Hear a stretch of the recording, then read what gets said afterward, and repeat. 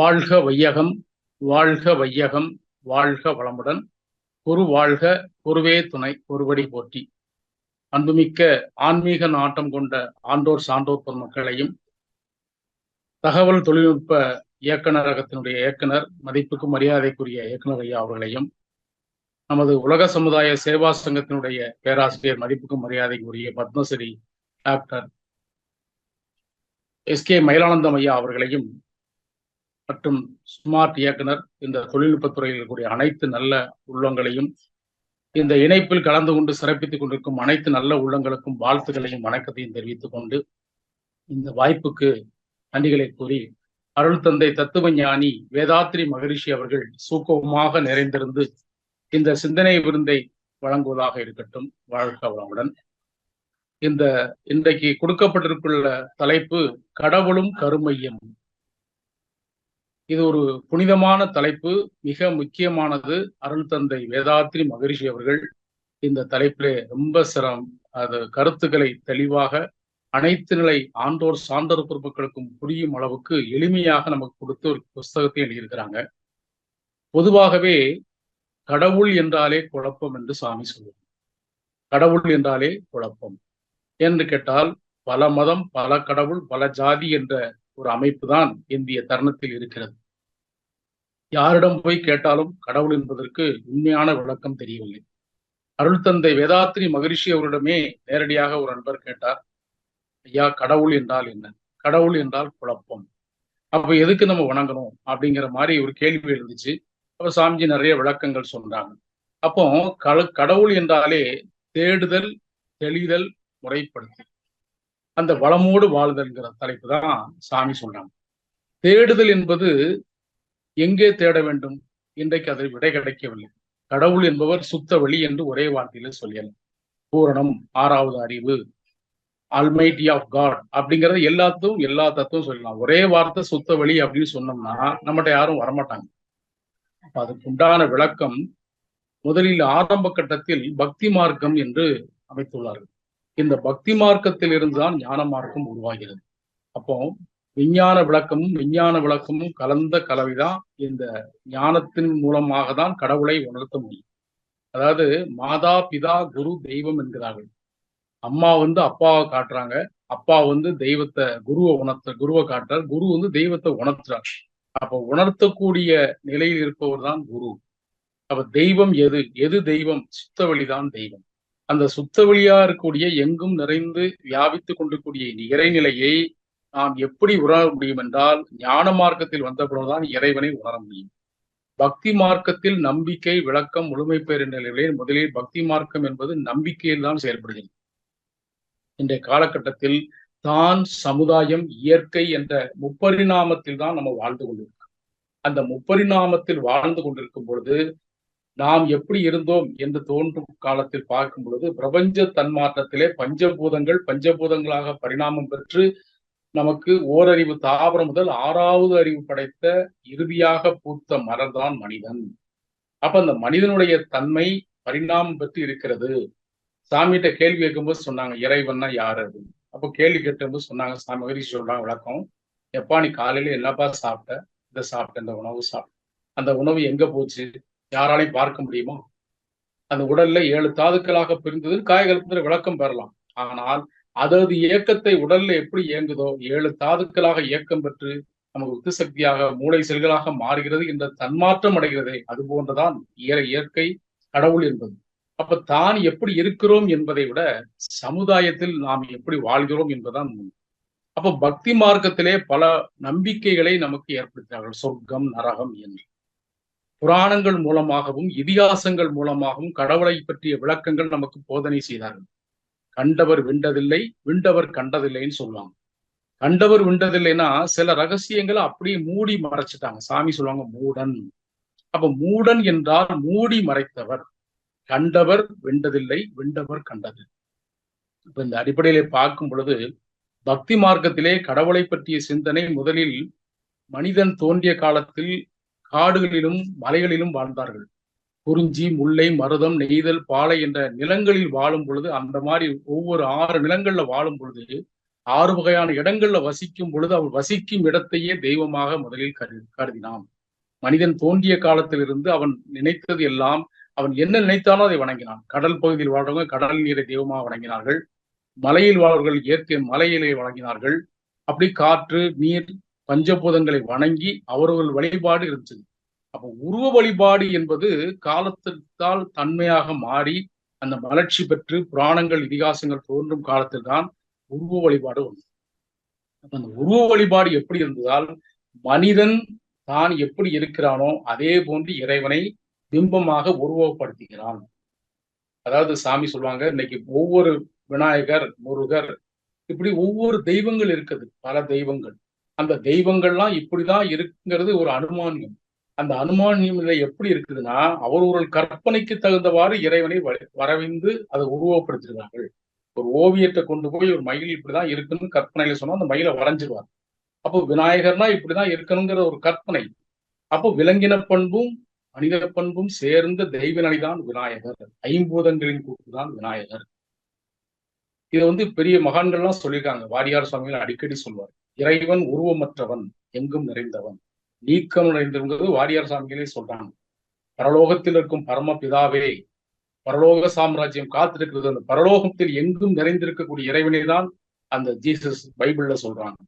அதே போல நபிகள் நாயகத்துல சொல்லும் போது எல்லா புகழும் இறைவனுக்கு, எங்கும் நிறைந்திருக்கிறான், அந்த எல்லா புகழும் நிறைந்தவன் தான் இறைவன், உருவமற்ற இறைவனுக்கு முழுமையானவன் அப்படிங்கிறத கூட சொல்றாங்க. அப்போ கேளுங்கள் தரப்படும், தட்டுங்கள் திறக்கப்படும், இதுல சொல்லக்கூடிய வார்த்தைகள். எதை கேளுங்கள்? நமக்கு தேவையானவற்றை கேளுங்கள். மனம் இதயம் என்ற அந்த உள்ளத்தை கட்டுங்கள், உள்ளம் மனம் திறக்கப்படும். கடவுள் என்றாலே கடந்து உள்ளே செல்லுது, மனதை கடந்து உள்ளே செல்லுதான் கடவுள் அப்படிங்கிறத சொல்றாங்க. அப்போ பக்தி மார்க்கம் உருவாகும் போது முதல்ல என்ன செஞ்சாங்கன்னா, சிற்பங்கள், முதல்ல உருவங்கள் ஓவியங்களாக வரைஞ்சு அதை வழிபட தொடங்கினார்கள். அப்போ முதல்ல விநாயகர் என்பாரே ஐம்பூதங்களின் கூட்டுன்னு சொல்றாங்க. அந்த பஞ்சபூதங்களின் கூட்டு தான் விநாயகர் என்ற தத்துவத்தை நம்ம சொல்றாங்க. அடுத்தது பாத்தீங்கன்னா முருகன் எடுத்துக்கிட்டீங்கன்னா காந்த கடவுள், கந்தன், காந்தம் கந்தனாக மருவி இருக்கிறது என்று அடிக்கடி சொல்லுவாங்க. இப்போ காந்தம் ஜீவகாந்த உடம்புக்கு தேவைப்படுது. அது பரமாத்மா ஜீவாத்மாங்கும் போது ஜீவாத்மா நம்ம மனிதன், பரமாத்மா அந்த இறைநிலை. அப்ப அந்த ஜீவாத்மாக்குள்ள பரமாத்மா இருக்கிறது, இதை உணரக்கூடிய பக்குவம் தான் பக்தி மார்க்கத்துல நெறிமுறைப்படுத்தாங்க. தேடுதல் என்கிறது இறைவனை எப்படிலாம் தேடுறாங்க, எப்படிலாம் நமக்கு உள்ள கஷ்டங்களை போய் இறைவன்கிட்ட சொல்றாங்க. அப்ப அந்த படிப்படியாக பரிணாமத்துல நம்பிக்கை என்ற நிலையிலே மனிதன் வாழ்ந்த தொடங்கிய பொழுதுதான் அவனை நெறிமுறைப்படுத்துவதற்காக ஏற்படுத்துவதுதான் பக்தி மார்க்கம். அதுல சொர்க்கம் நரகம் என்று பிரித்தார்கள். அந்த அடிப்படையிலே முருகனை கந்த கடவுளாக இருக்கிறது. அருணகிரிநாதர் படல்ல சொல்ல மாதிரி ஏரிமையில் ஏறி விளையாடும் முகம் உண்டு, ஈசனை காணும் முகம் உண்டு மாதிரி அந்த 6 முகமாக உன்னை பிரித்திருக்காங்க, ஒரு முகம்தான் அப்படிங்கிறத சொல்றான். அப்போ 6 முக கடவுளை ஒருமுகப்படுத்தியதான் நமக்கு தியானம். எந்த தெய்வங்களுமே நீ மௌனமாக இருக்கும் பொழுது இறைவனுடன் பேசுகிறார். அப்ப இறைவன் எப்படி பேசுவார்? நீ மௌன நிலையில் இருக்கும் போது இறைவன் மனதுக்குள் இருக்கக்கூடிய இறைநிலையை உணர்வுதான் அந்த மௌனம் சொல்றாங்க. இப்படி தெய்வங்களை சொல்ல சொல்ல ஒவ்வொன்றுக்கும் சொல்லலாம். இப்ப நாராயணன் நீர்ல வாழக்கூடிய நாரசம் அப்படிங்கிறத சொல்லலாம். இப்படி பாத்தீங்கன்னா கருப்பசாமி, நம்ம வேதசுபி ஐயா அடிக்கடி சொல்லுவாங்க, கருப்பு கும்மிருட்டு அப்படிங்கிறத சொல்லுவாங்க. அப்ப இறைவனை ஏன் கருப்பசாமின்னா ஒன்றுமில்லாதவன், 18ஆம் படி கருப்பசாமிங்கிறாங்க. அப்போ மனிதன் வழி நெறிமுறையோடு வாழ வேண்டும் என்ற நோக்கத்தில் தான் இறைநிலையில பக்தி மார்க்கமும் உருவாச்சு. அப்போ பல கடவுள் பல மதங்கள் தோன்ற மனிதனுடைய குணநல பேரும் மாற ஆரம்பிச்சிருச்சு. மதங்கள் பேனாலும் கடவுள் பேனாலும் பொருள் ரீதியாக மட ரீதியாக துன்பப்பட்டு மனிதன் வாழ்க்கை முறைகளை சிதறித்துக் கொண்டான். அப்ப இந்த சீரழிந்த வாழ்க்கையை நெறிமுறைப்படுத்துவதற்காக ஏற்படுத்துவதுதான் ஞான மார்க்கம். அதாவது ஒரு கிராமத்துல ஒரு பழமொழி சொல்லுவாங்க. அதாவது ஒரு கிராமத்துல ஒருத்தர் சொல்றாராம், மலை மேல இறைவன் இருக்கிறார், நான் கூட்டி கொண்டு காட்டுறேன், எல்லாரும் வாங்க அப்படின்னு. அப்ப இந்த ஊர்க்காரங்க பூரா திரண்டு போறாங்க. திரண்டு போய் பார்க்கும்போது ஒரு கஷ்டப்பட்ட ஏழாவதால அடிவாரத்தில் நிற்கிறாரு. எல்லாரும் போறாங்க. போக போக முதல்ல கொஞ்ச தூரம் போனோன்னே கொஞ்சம் நிறைய வெள்ளிகள் நிறைய கிடைச்சு, அந்த மலையில கொஞ்சம் தூரம் போனோன்னே வெள்ளி கிடைச்ச உடனே அவங்க ஒரு குரூப் ஆஃப் மக்கள் என்ன செய்யறாங்க, அந்த வெள்ளியை மட்டும் வாங்கி எடுத்துக்கிட்டு அப்படியே போதும், சாமி நமக்கு இதை கொடுத்துருக்காரு, வாழக்கூடிய பொருளை கொடுத்துருக்காருன்னு சொல்லி திரும்பிடுறாங்க. இன்னொரு குரூப் ஆஃப் மக்கள் வந்து என்ன செய்யறாங்க, கொஞ்சம் மேல போறாங்க. அங்க மேல போய் பார்க்கும்போது அங்க தங்கம் கிடைக்குது. தங்கத்தை கிடைச்சாலும் தங்கத்தை பார்த்தோன்னா அதெல்லாம் எடுத்துட்டு அப்படியே திரும்பிடுறாங்க. இன்னும் கொஞ்சம் மக்கள் மேல போறாங்க. வைரம் இருக்கு. அந்த வைரத்தை பார்த்தோன்னா ஒருத்தருக்கு ஒருத்தர் அடிப்படை சண்டை போட்டு அங்கேருந்து உருண்டு பாதி பேர் அழிஞ்சு எல்லாத்தையும் எடுத்துட்டு இறைவனை காண முடியல. அப்போ பொருளை பார்த்தோன்னே இறைவனை மறந்துட்டான். அப்போ ஒரு வயதான முதியவர் வராரு. வந்து என்னப்பா எல்லாரும் அவனும் கிடைச்சதை கொண்டு போறாங்களே, உனக்கு ஒண்ணும் வேண்டாமா, நான் உன் கையை பிடிச்சி மேல கூட்டு போய் இறைவனை காட்டுறேன் அப்படிங்கிறாரு.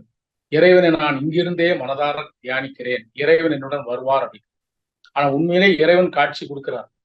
நான் என்ன சொல்றேன்னா, இறைவன் வருவார் என்ற நம்பிக்கையில் மனிதன் வாழ்ந்து கொண்டிருக்கிறான். ஆனால் இறைவன் நேரடியாக வந்து விட்டார் என்றால் மனிதன் நம்ப மாட்டான். கடவுள் வந்து நான் தான் கடவுள், உனக்கு என்ன வேணும்னு வரங்கன்னா எல்லாரும் என்னப்பா நீ ஏமாத்துறியான்னு சொல்லி நம்ம ஏளனம் பண்ணுவாங்க. இறைவன் மறைபொருளாக இருக்கும் தன்மைக்கு தான் இறைவனுக்கு உண்டான உணர்வு மனிதனுக்கு. நான் தான் இறைவன் ஒருத்தர் வந்து நான் கேட்கிற வரம் தாரேன்னு சொல்லி வந்துட்டாருன்னா யாரும் நம்ப மாட்டாங்க. அது நம்பிக்கை இருக்காது. இன்னொரு இதுல கூட சொல்லுவாங்க, அதாவது இறைவனை பற்றிய சிந்தனை என்றைக்கு மனிதனுக்கு வருகிறது என்றால் துன்பம் வரும்போதுதான் இறைவனை பற்றி நினைக்கிறான். மனிதன் சந்தோஷமாக இருக்கும்போது இறைவனை பற்றிய நினைப்பு எதுவுமே இல்லை. அப்போ நம்பிக்கை என்பது வாழ்க்கை. அந்த நம்பிக்கை என்பது கடவுளை பற்றிய நம்பிக்கை இருக்க வேண்டும். புராணங்களில் சொல்லப்பட்டது போன்று ராமன் 14 ஆண்டுகள் வாழ்ந்தார், காட்டுல வாழ்ந்தார். அப்ப அந்த நெறிமுறை வாழ்க்கையை வாழும் பொழுது அவர் நிறைய உணர்த்தினார். இப்படி புராணங்களும் இதிகாசங்களும் வாழ்ந்த வாழ்க்கைகளை நெறிமுறைப்படுத்துகிறது. இதுதான் வந்து பக்தி மார்க்கத்தில் சொல்லக்கூடிய உண்மை. இப்போ கடவுளை வந்து ஆலயத்துக்குள்ள வைக்கிறாங்க. ஏன்னா கடவுளும் கருமையங்கிறது ரொம்ப அற்புதமான தலைப்பு. கடவுளை எங்க வச்சிருக்கிறோம்? கர்ப்ப கிரகத்துக்குள்ள வச்சிருக்கோம், அந்த கருவறைக்குள்ள வச்சிருக்கோம். ஆனால் மனிதன் உருவாகக்கூடிய அந்த இடம் தாயினுடைய கர்ப்ப கிரகம்.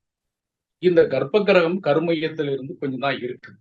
அப்ப அங்க இருக்கிறதும் இங்க இருக்கிறதும் ஒன்றுதான். அதுதான் இதுவா மாறி இருக்குது அப்படிங்கிறத சாமிஜி அருமையா நிறைய பாடல் மூலமாகவும் விளக்கங்கள் நிறைய கொடுத்துருக்காங்க. பெரிய ஒரு ஆழமான சப்ஜெக்ட். எனக்கு வந்து உண்மையிலேயே மகரிஷி ஆத்மார்த்தமாக என்னுள் இருந்து பல பேராசிரியருடைய வழிகாட்டின் பேர்ல அந்த தலைப்பை எடுத்தேன். இருந்தாலும் இறைவனுடைய அந்த குருவோட அருளார இந்த கருத்துக்கள் வந்து எப்படிலாம் நமக்கு கொடுக்க முடியுமோ அந்த அளவுக்கு நம்ம கொடுக்கலான் இருக்கோம். அப்போ மனிதன் வந்து தேடிக்கொண்டிருக்கிறான், இறைவனை தேடுகிறான். இருக்கும் இடத்தை விட்டு இல்லாத இடம் தேடி எங்கெங்கோ செல்கின்றாய் ஞானத்தங்கமே அகத்தியல்லப்பா. அந்த இருக்கக்கூடிய இடம் எங்க இருக்கிறது என்றால் நம்ம மனம். உள்ளம் பெருங்கோயில், ஊனுடம்பு ஆலயம், வெள்ளத் தெளிந்தாருக்கு சீவன் சிவலிங்கம், கள்ள பிராணத்தம் காணா மணிவிளக்கே, வள்ளல் புறாருக்கு வான்வாயில் கோபுரம் சொல்லுவாங்க. அந்த உள்ளத்துலதான் கடவுள் இருக்கிறார். அந்த உள்ளத்தை கிடக்கக்கூடிய கடவுள் தான்.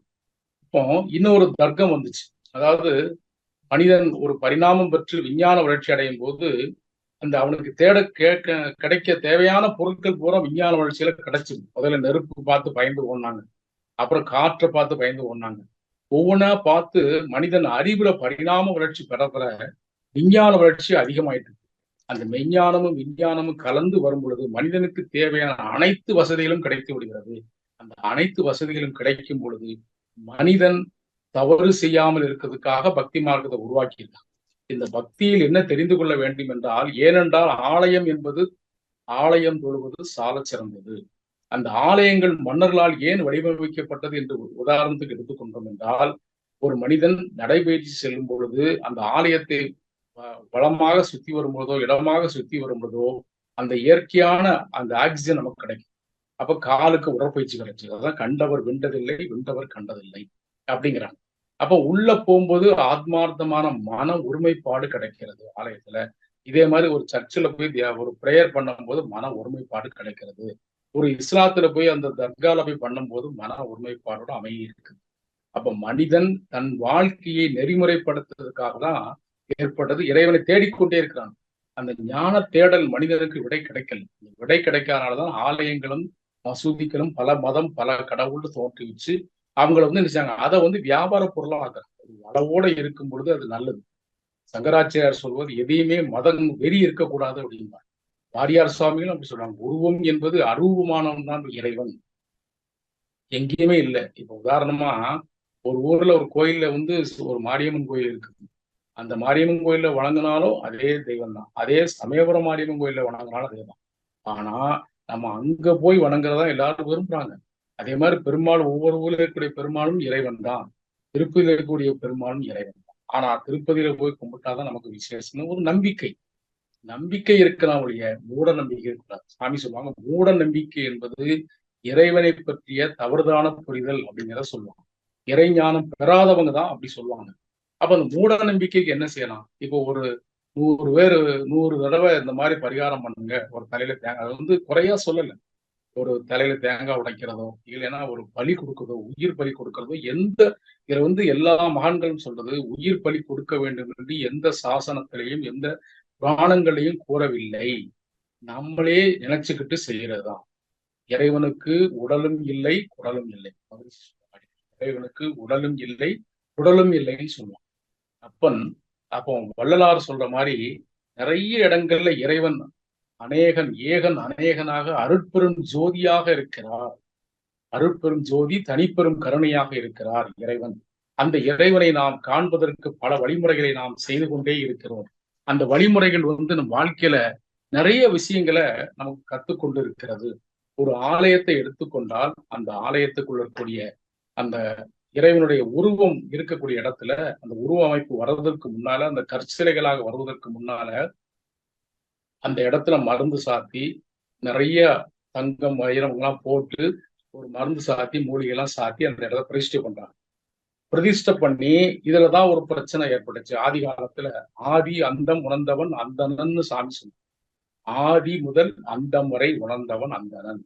பிரம்மத்தை உணர்ந்தவன் பிராமணன். எங்கே பிராமணன் சொல்லும் போது கண்ணதாசன் சொல்லும்போது எங்கே பிராமணன் சோ எழுதியிருக்கிறார். எங்கே பிராமணன் என்பவர் பிரம்மத்தை உணர்ந்தவர்கள் அனைவருமே பிராமணர்கள், ஆதி அந்தத்தை உணர்ந்தவர்கள் அந்தணர்கள் அப்படிங்கிறத அருமையா சொல்றாங்க. அப்ப அந்த மருந்து சாத்தி சிலையை உருவப்படுத்தி வைக்கும் போது அந்த இறைவனுடைய உருவ வழிபாடு ஏற்பட்ட காலகட்டத்திலே இறைவனை உருவகப்படுத்தினார்கள். அந்த இறைவனை உருவகப்படுத்தும் பொழுது அதுல ஒரு தர்க்கம் நடக்குது. அந்த அந்த கல்வேலை பார்க்கக்கூடிய பொருட்கள், அந்த கல்வேலை பார்க்கக்கூடிய அந்த தச்சர்கள் கல்லுக்கு ஒரு படிக்கல் மாதிரி இருக்குது. அந்த கல்லை உருவகப்படுத்தி இவர் முருகர், இவர் அம்பாள், சிவன் அப்படிங்கிறத உருவப்படுத்துறான். அந்த உருவப்படுத்தும் போது நாங்க தான் உயிர் கொடுக்கிறோம், நாங்க தான் பிரம்மா, விஸ்வ பிரம்மா நாங்க தான் அப்படின்னு சொல்லி இவங்க உயர்ந்தவர்கள் அப்படிங்கிறாங்க. ஆனால் வேதங்களை படித்த வேத விற்பனர்கள் நாங்கள் வேதங்கள் மூலமாகவும் அந்த பாராயணங்கள் மூலமாகவும் யாகங்கள் மூலமாகவும் அந்த சிலைக்கு உயிர் கொடுத்து அதை உயிர் கொடுத்தால்தான் அதுக்கு உயிர் வரும். அப்ப நாங்க தான் உயிர் கொடுக்கோம், நாங்க தான் பெரியவங்க அப்படின்னு. இப்ப 2 பேருக்கும் ஒரு பெரிய தர்க்கம் நடந்து நான் பெரியவனா நீ பெரியவன். இதுலயே பாருங்க அந்த அந்த குழப்பம் வந்து அங்க கடவுளை பத்தி குழப்பம் வந்து. இப்போ அந்த அடிப்படையை பார்க்கும் பொழுது மருந்துகளை சாத்தி அந்த இடத்துல வேத பாராயணங்கள்லாம் செஞ்சு மந்திர உச்சாரணங்கள் மூலமா அந்த தெய்வத்துக்கு உரியேற்றி எல்லாம் செஞ்சு வச்சிடுறாங்க. நீங்க கோயில்ல கும்பாபிஷேகம் பண்ணும்போது பார்த்தோம்னா மேல கோபுரத்துல பண்ற கலசத்துல இருக்கக்கூடிய செப்பு கலசமானது வானத்திற்குரிய வான்காந்தத்தை அப்படி ஈர்ப்பு சக்தி மூலமாக ஜீவகாந்தமாக கொடிமரத்து வழியாக உள்ளே கொண்டாந்து அந்த கொடிமரத்திலிருந்து நேரடியாக அந்த கர்ப்ப கிரகத்துக்குள்ள போகுது. அப்ப அந்த இறைவனுக்கு உள்ள உயிரை கொடுக்கிறது தான் பக்தி மார்க்கத்துல சொல்லப்பட்டுள்ள விளக்கங்கள். அப்ப இதுல வரும்போது அந்த உயிர் கொடுக்கக்கூடிய ஆற்றல் அந்த பிரம்மத்தை உணர்ந்த வேத விற்பனருக்கு வருது. இந்த 3 வேதங்களை படித்தவர்கள் அதை செய்யறாங்க. அப்ப நாங்க தான் கடவுளை உருவாக்கணும் அப்படிங்கிற தர்க்கம் வருது. இறைவனை வணங்குவதற்கு எந்த ரெப்ரசன்டேட்டிவும் தேவையில்லை. இறைவன் எங்க இருக்கிறார்? இங்கதான் இருக்கிறார். எல்லோரும் இறைவன் தான். அப்ப இந்த இறைவனை பற்றிய விளக்கம் நிறைய பேர் கிடைக்கல.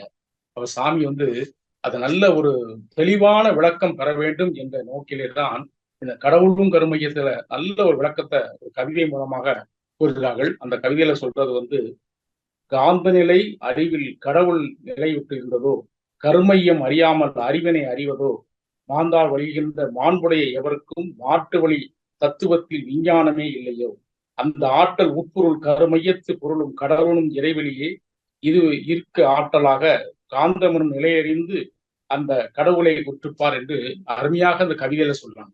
மகரிஷியுடைய ஒவ்வொரு கவிதைகளும் வந்து நமது வாழ்க்கையில முக்கியமான அம்சத்தை கொடுக்குது. அப்போ சுத்தவெளி என்பது பரிணாமம் பெற்று இறை துகள்களாக, இறை துகள் வந்து விண்ணாக, அந்த உயிர் ஆற்றலாக, உயிர் மையமாக கடைசியில் இறுதியாக பூத்த மரம்தான் மனிதன். ஓரறிவு தாவரம் முதல் 6வது அறிவு பெற்ற மனிதன் தான் மனம் இதம் படைத்தவன் மனிதன். அதாவது அந்த மனிதன் வந்து எதையுமே உருவாக்கல. கடலை உருவாக்கல, காற்றை உருவாக்கல, நீரை உருவாக்கல, எதையுமே உருவாக்கவில்லை. ஆனால் ஒரு பாடல்ல கண்ணதாசன் சொல்லுவார், அந்த நாள் முதல் இந்த நாள் வரை வானம் மாறவில்லை, வானதியும் கடலும் கடல் காற்றும் பதியும் அன்பும் எதுவும் மாறவில்லைன்னு சொல்லுவாங்க. அந்த மாறும் பொழுது மனிதன் மாறிவிட்டான்னு ஒரு வரி. அந்த மனிதன் ஏன் மாறுறான்னா, இப்படி பழக்கத்துக்கும் வழக்கத்துக்கும் விளக்கம் கிடைக்காம மாறி. அப்போ அதுல சொல்லுவாங்க, ஒரு வரி அருமையா சொல்லுவாங்க, பறவையை கண்டான் விமானம் படைத்தான், எதிரொலி கேட்டான் வானொலி படைத்தான், எதனை கண்டான் மனிதனை படைத்தான், மதங்களை படைத்தான். மதங்களை எப்படி படைக்கிறான்னா, எதையும் பார்க்கல, எதிரொலி கேட்கிறான், வானொலி படைக்கிறான். ஆனா மதங்களை வந்து எப்படி படைக்கிறான்னா அவங்களுடைய குழப்பத்துலதான் படைக்கும்.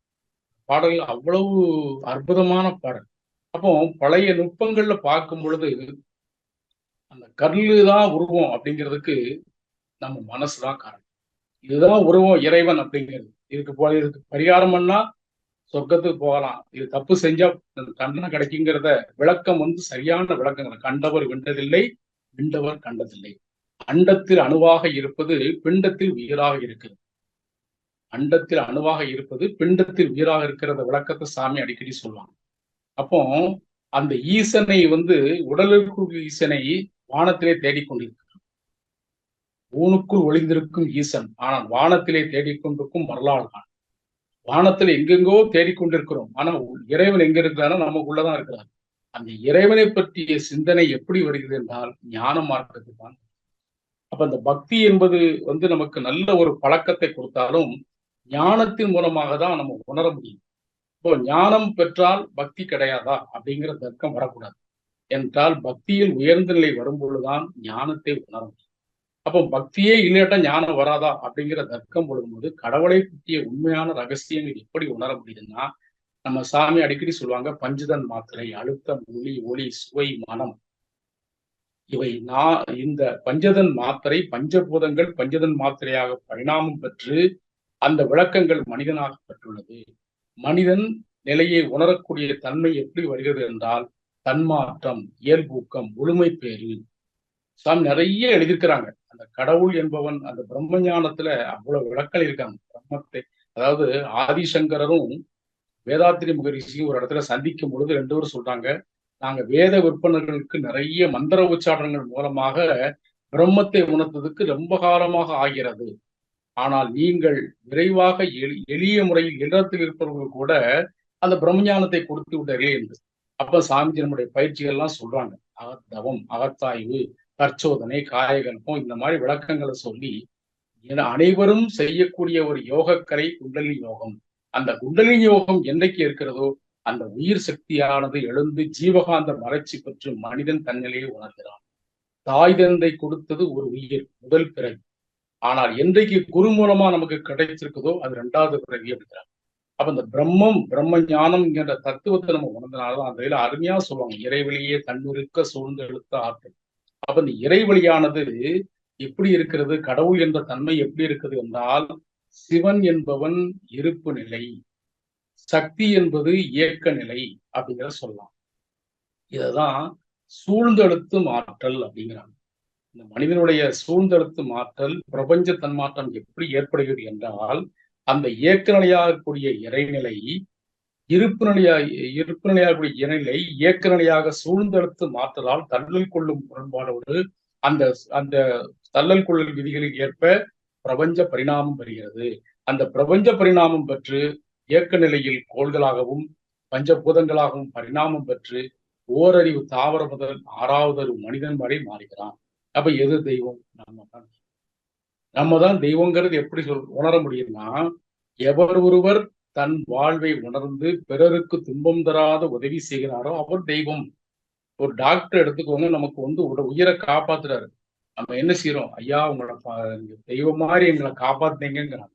அப்ப அந்த தெய்வம் மாதிரி காப்பாத்தீங்க அப்படிங்கிற வார்த்தை எப்படி வருதோ நம்ம செய்யக்கூடிய எண்ணம், சொல், செயல் அது அனைத்துமே தெய்வங்களாக நாம் பிரதிபலிக்கிறோம்.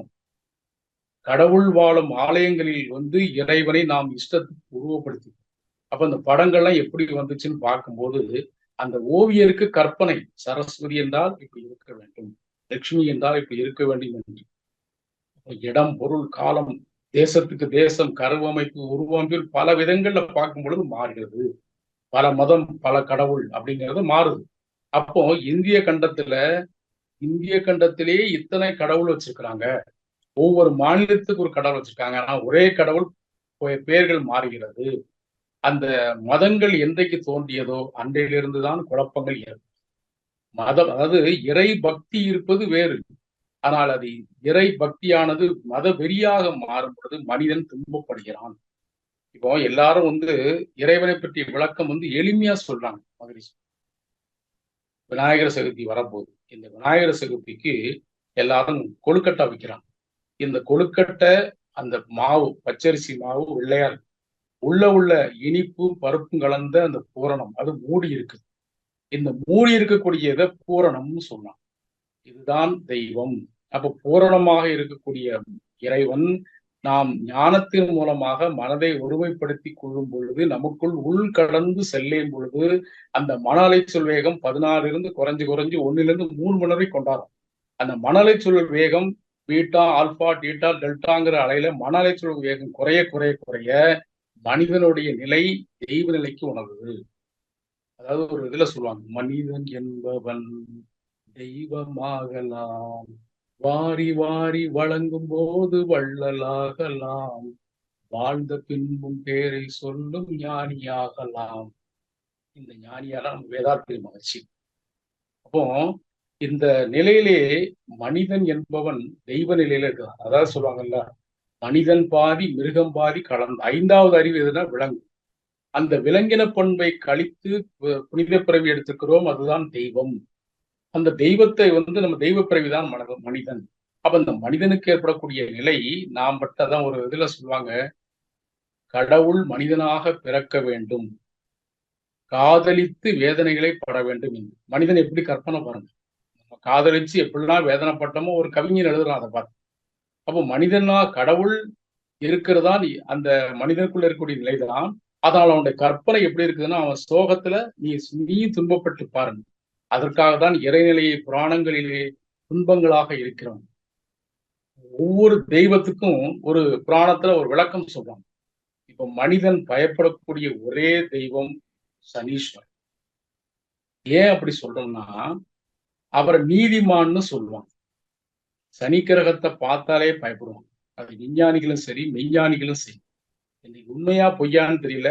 அந்த சனி கிரகம் இருக்கக்கூடிய அந்த பாண்டிச்சேரி பக்கத்துல இருக்கக்கூடிய இடங்கள்ல, திருநள்ளாறுல அந்த ராக்கெட் போகும்போது கூட அந்த இடத்துல சுத்தி போகுதுன்னு சொல்றாங்க. இது உண்மையா பொய்யான்னு தெரியல.